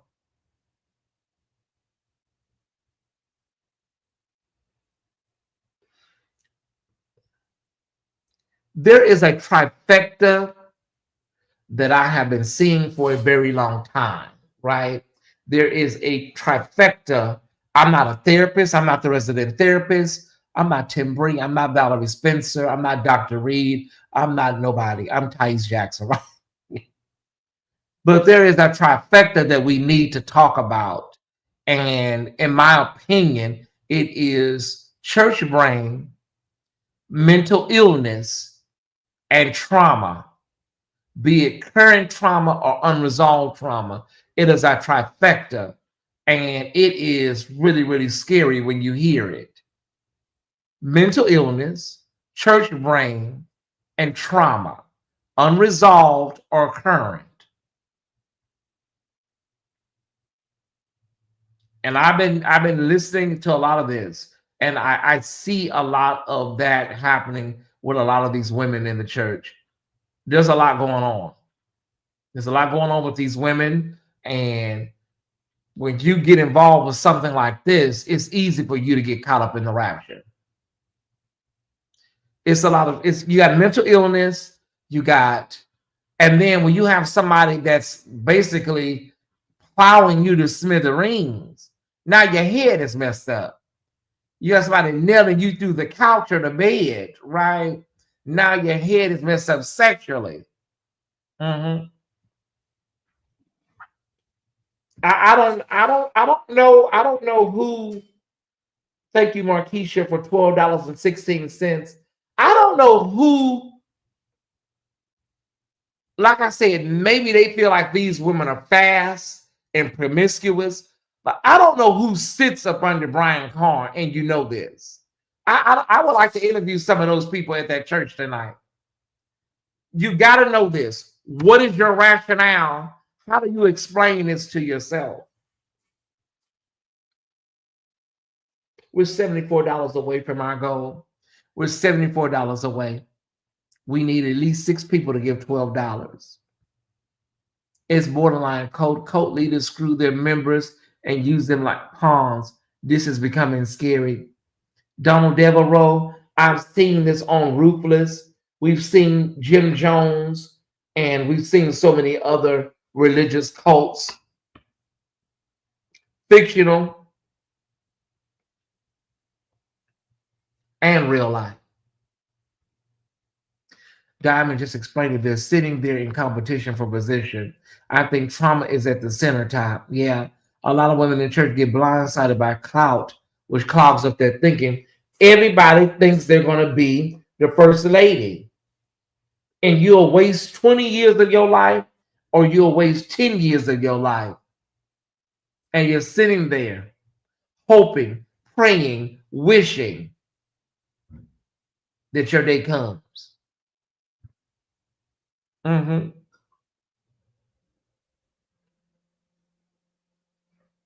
Somebody in the green room, you keep changing the title of your video. You need to turn the camera on. You need to turn your camera on. You keep changing the title of your heading. Mm-hmm. You say with reason. I don't turn the cameras on. I'm sorry, unless I can't bring you up until I see you first. Is it you, Vashti? Is it you? Hold on. Hold on 1 second.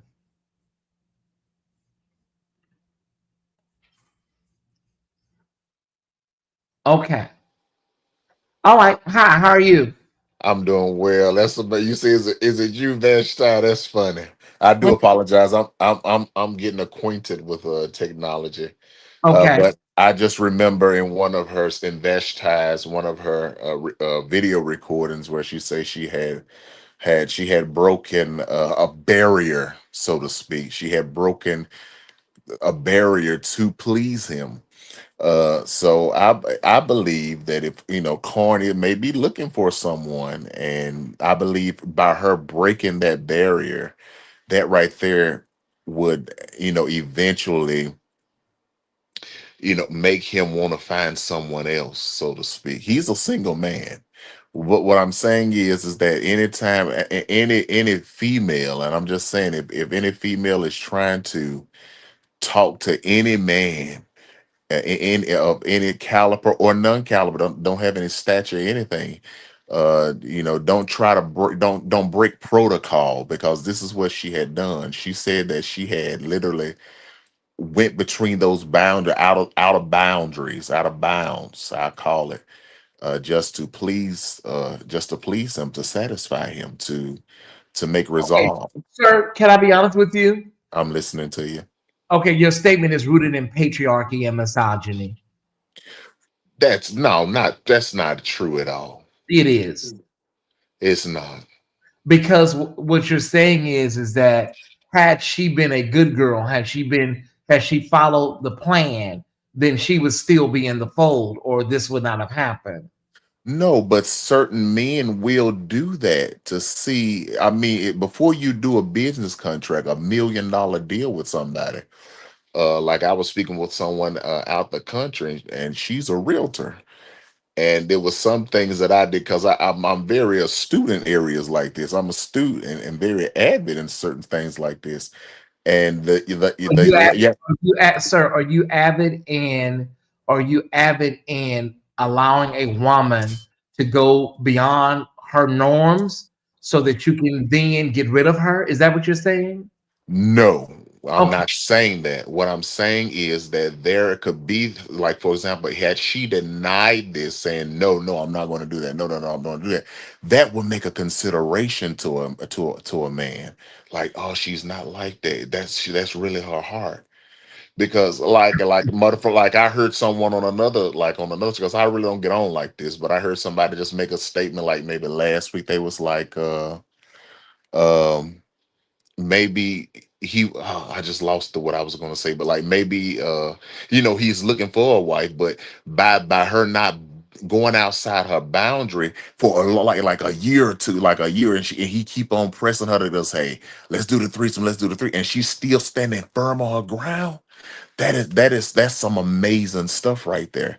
And that's how the a qualification can become, as that's marriage material. So Oh, I'm so just I'm just it's saying. like he's allegedly a hoe, but he wants to make sure her standards are right and testing her boundaries, if right? that's what he is, but yeah, it's sooner or later he will want to settle down, because you just don't want to go, when you turn. I'm not saying that like an age, like he gets 60 70 years old. I'm just saying if he make it to that age, and I pray he does. But what I'm saying is that if he lives long enough, he's going to want to settle down, because more than likely he wants someone to share in that the so much. I don't want to say it like that. So I'm just gonna, just for lack of better words, he Let want me to show in. help you a little bit. He wants more from her than he's presenting from himself. No, not. I'm not saying it that way. What I'm saying is that sometimes that could be a qualifier. Like if you don't step outside those bounds, because men will do that, even in business. That people operate like that this way today. Like they know in certain situations, just depending in realty and finance and in anything, you can know if a person is really serious or not. And that could have been something that he was using to see, will she literally break that bound or go beyond her limit? And she did. And I'm not knocking her. I'm not knocking that as her weakness or anything like that. It's just something that occurred with her. Like, I mean, I extend the grace to him. I extend the grace to every woman that's been We need to stop affected talking by about grace, this. sir. We need to stop talking about grace in this. There's no grace in that. Well, I understand where you're coming from, Yeah, but let's.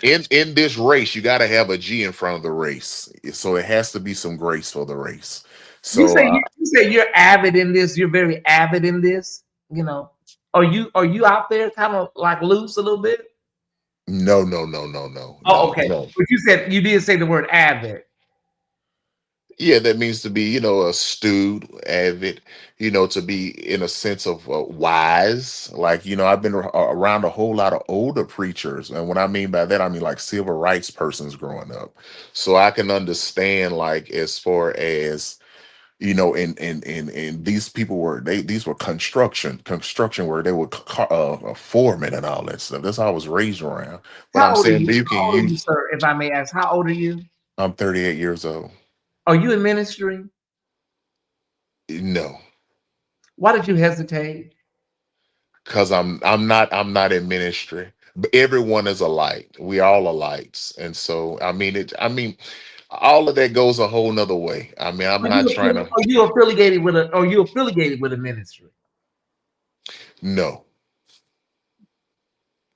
But I'm just saying, like, it's just I'm just saying, love has no bounds. It's like, I know I was on the line like a couple of months ago, and it was a Muslim line, and they was basically saying, they're Muslim people.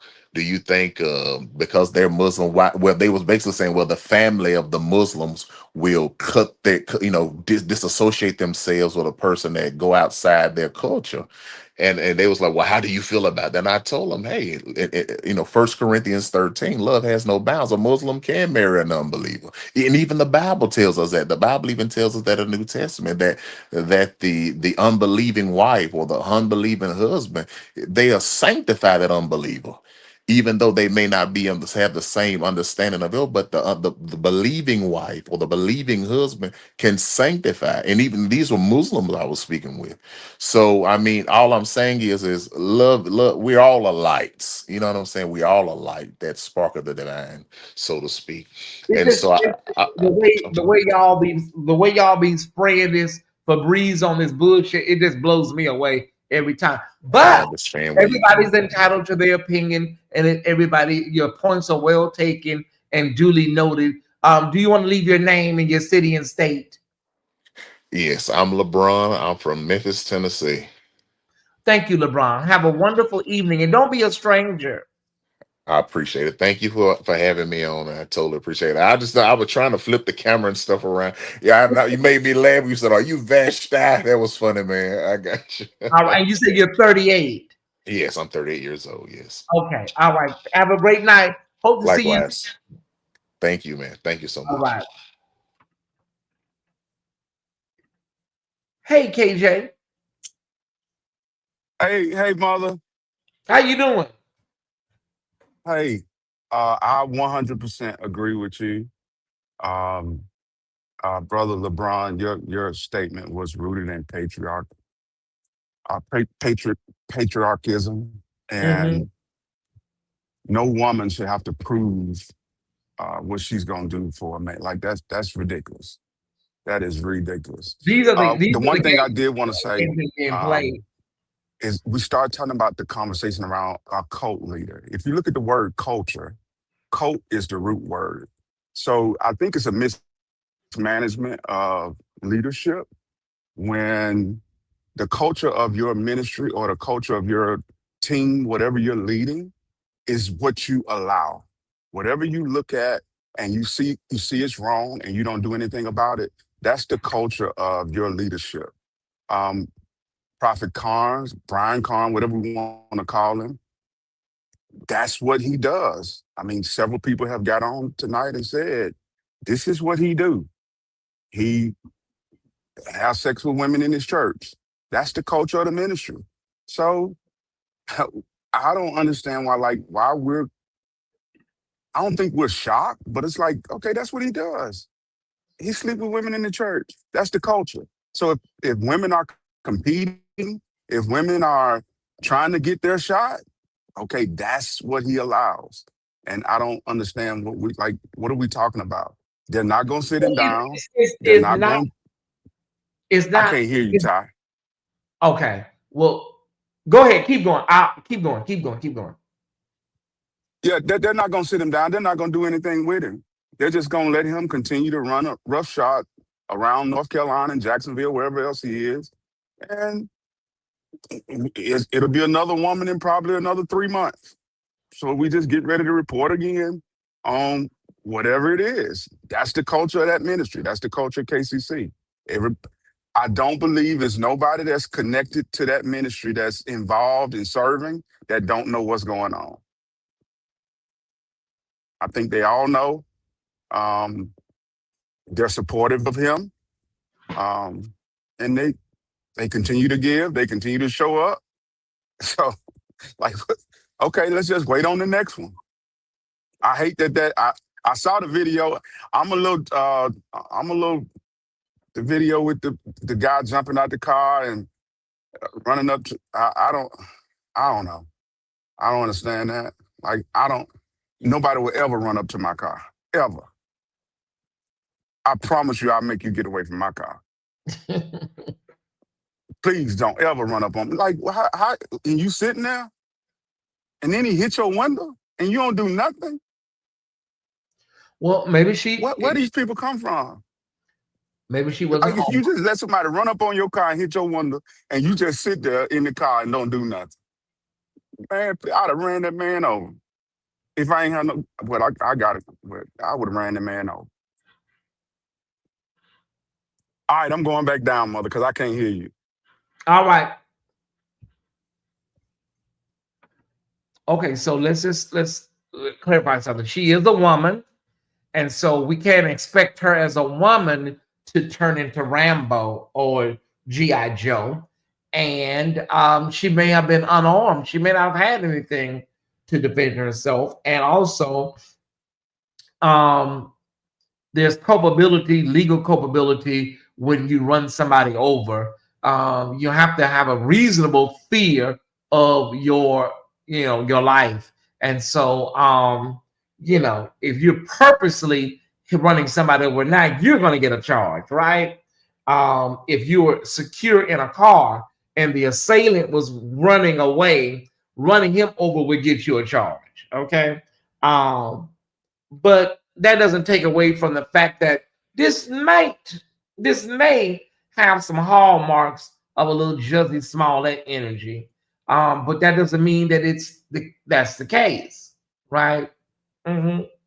And so, but when you do things like go live, and we don't have any proof that she didn't call 911, but it just appears that you went live and seemed like you're a little more concerned about getting the word out than anything else. But time will tell, and we'll understand more about this as the days and weeks go by.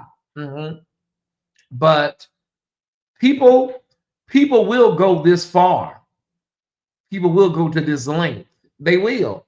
When they love somebody or in love with somebody, love, honey, does some strange things to your mind. Yeah. All right, everybody.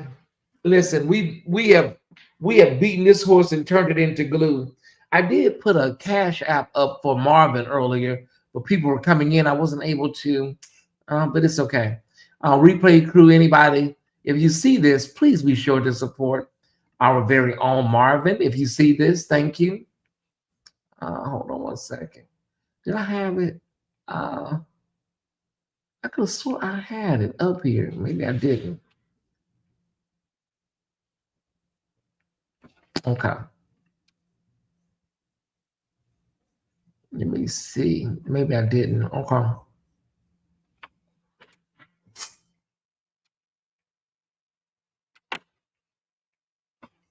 Okay, one second.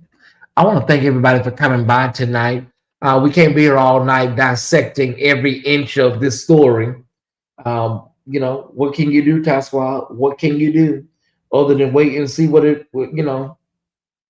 see what the walls look like? Okay, let me just put this up really quickly for the replay crew. This is Marvin's Cash App. Today is his birthday. Junior gotta sing. Replay crew, Top Squad members, if you can, send 555. Show some love. All right. This is our brother Marvin. You got it. Marvin gotta sing. Well, Junior gotta sing. All right. Y'all got it?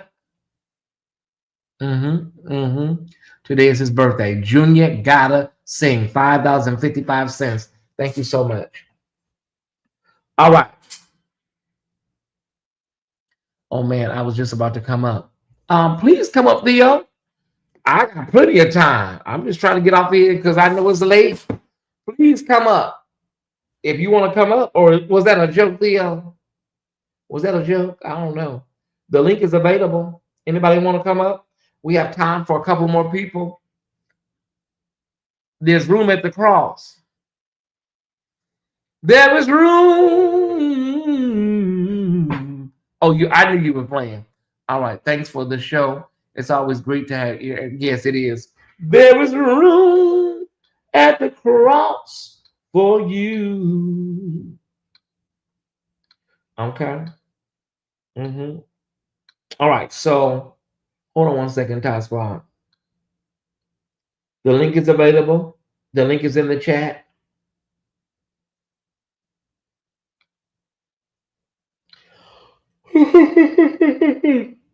That's time. Girl, I would love to hear your side, like to let it, give it some sound and let it bubble up. Okay, so the video from earlier is private. I'm about to unlock it right now. I do that so we don't have to worry about people watching. Okay, so that video is unlocked. The video with Christian Keys is now unlocked. And we also will be live Patreon on Saturday to make up for this show. So our Patreon that would have aired tonight will air on Saturday, this Saturday. All right. And I want to thank everybody that gave tonight. We're $42 short. This is our last appeal. We're $42 short. We need 4 people to give $12. This is our last appeal. All right, our final appeal. Have you sown tonight? That you enjoy all of this content, that you enjoy any part of it. Meanwhile, we want to thank Renee, Amanda, Bees, Kiwan, Theo, Kiwan again, Mona, Linda, Latanya. Thank y'all so much. Everybody that gave. Every time I put my offering up, somebody come to this green room. Theo, what's going on, Elder? what's going on? You have something to add to the Bathsheba Gate? Bathsheba Gate. I gotta hold on to that. No, I just want to say, there's something to this whole prophetic thing that just draws people. I remember when I was growing up, there's a prophet very well known. There was this particular woman that would fly to every state into every one of his engagements because she was so obsessed with him. Like literally, I mean, I remember he did a revival. I should say but they did a revival at my church, and they were there every year and every time, and went to every city and state. Because I think people, even in just wanting to hear from God, they get attracted to the spectacular. And so what ends up happening is, especially when you start getting those that are young in their walk with God, they can get so caught up in that they start hearing God, because it usually goes from one extreme. They may have had an extreme life. Then when they come into the church, they become super extreme. So God shows them everything until they mature, or they have somebody that comes along with them. The other thing is, I think that with Carn is that he lacks self-government, because people can hold him accountable as much as they want to. Until he has self-government, he's still going to continue to do the thing that he's doing. Yeah, I agree. Because it seems like every time he gets in a scandal or held accountable, he chooses another person to submit to. So this is a pattern of behavior that he has, that we can say, okay, things happen, that's life, you were in a relationship, it went wrong, but now seeing and reading some of the things he was saying, I can see how somebody could get drawn in and have an expectation, especially if you want to get chosen. All these women want to be chosen. Yep. Like if you watch his stream, it's like going to a club, even the way they dress. So I think that there's a lack of self-government, and there may be some trauma stuff he may need to deal with. Yeah. That is causing him to have this drive. Because and even as a preacher, you can feel that pull when somebody's trying to pull you into them. You have to really be able to manage and be accountable for your behavior. Because at the end of the day, I don't agree with sleeping with your members. That's an integrity issue. And so and any community, any kind of church, any kind of thing always has a certain kind of culture. Like the Thai squad has a certain culture that we have here. Mm-hmm. But when you create a certain kind of culture, it becomes normal. So to us, it may seem like, oh, I would never do that. But when you're in that culture and you're used to seeing it, it just becomes something that's normal. So Okay. that's why most people ain't gonna go nowhere, because this is the culture of their leader until it happens to them. Yeah. That's all I have to say. Good night, Well, Elder. brother, thank you so much, and thank you for hitting that link. All right. That's a good point, because that happened with Senegal. Once it came to his door, then he went live and did this rebuke. Then we learned from Bishop Felton that that wasn't even a proper rebuke. He did it all wrong.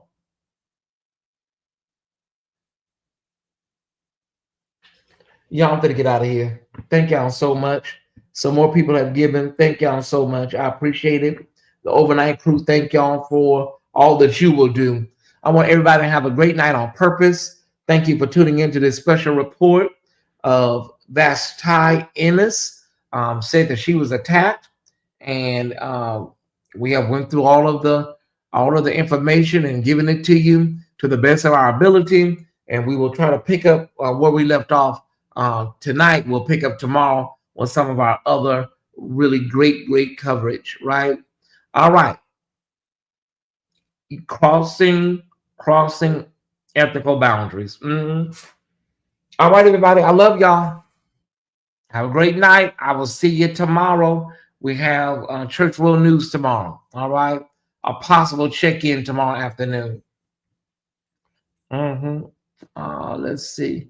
I'm going to do stretch out on the way out. I'm going to do stretch out. Yeah. Bye, everybody. Tell somebody, all I know is this word. All I got is this word. Come on, you got two hands. Go ahead and put them together.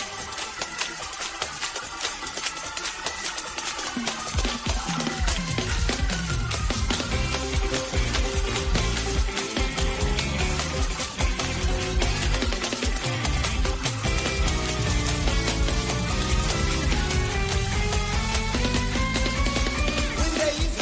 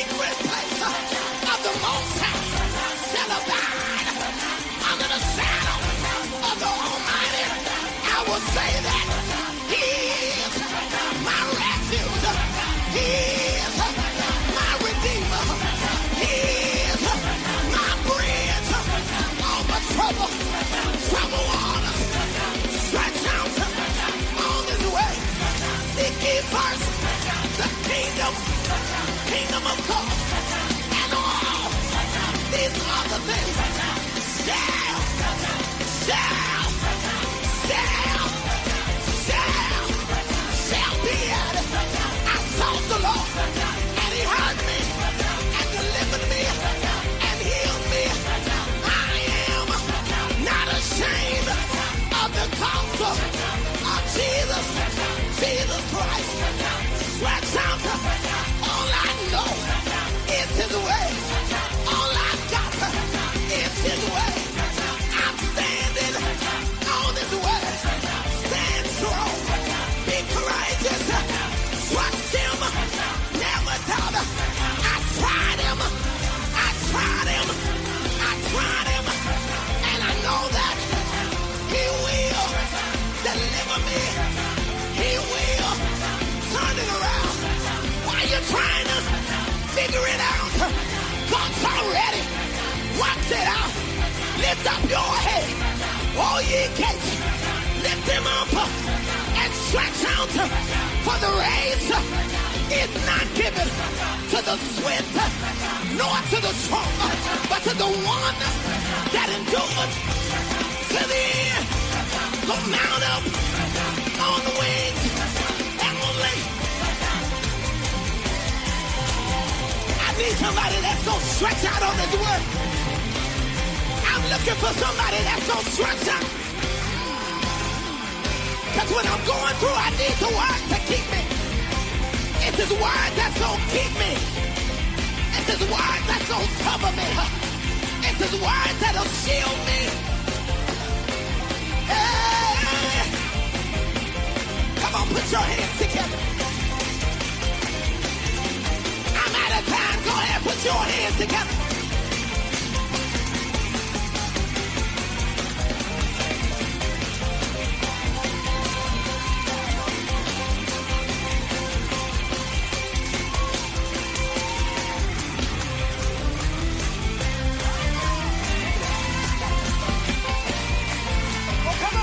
Stretch out on his word.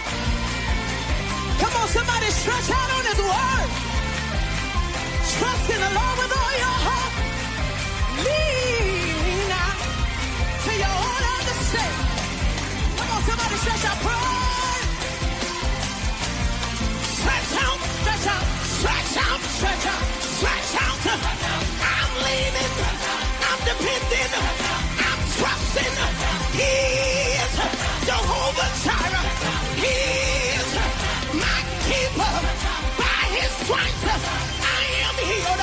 By his stripes I am healed. He was wounded for my transgression. He was bruised for my iniquity. And by his stripes I am healed. Healed from depression. Healed from depression. Healed from depression. I am healed by the wound in his side.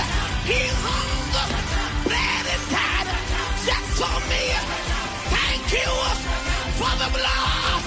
Thank you for the blood. It was your word that kept me. It was your word that covered me. For I know the plans that I have toward you. Plans to prosper you, and to bring you to end. Expected it. It's ending in a big way. It's ending in a mighty way. Stretch out.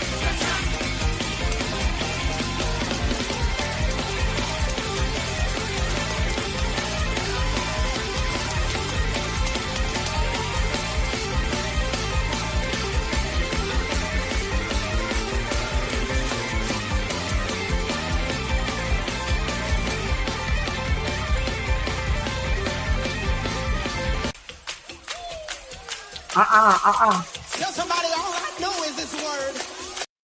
I know his word. His word say, end the live. Good night. I'm sending it to you right now. I know his word. His word say, go to bed. Get you some applesauce and take it on in, East. Good night, everybody. See y'all tomorrow. Thank you for a fabulous, fabulous show tonight. Thank y'all.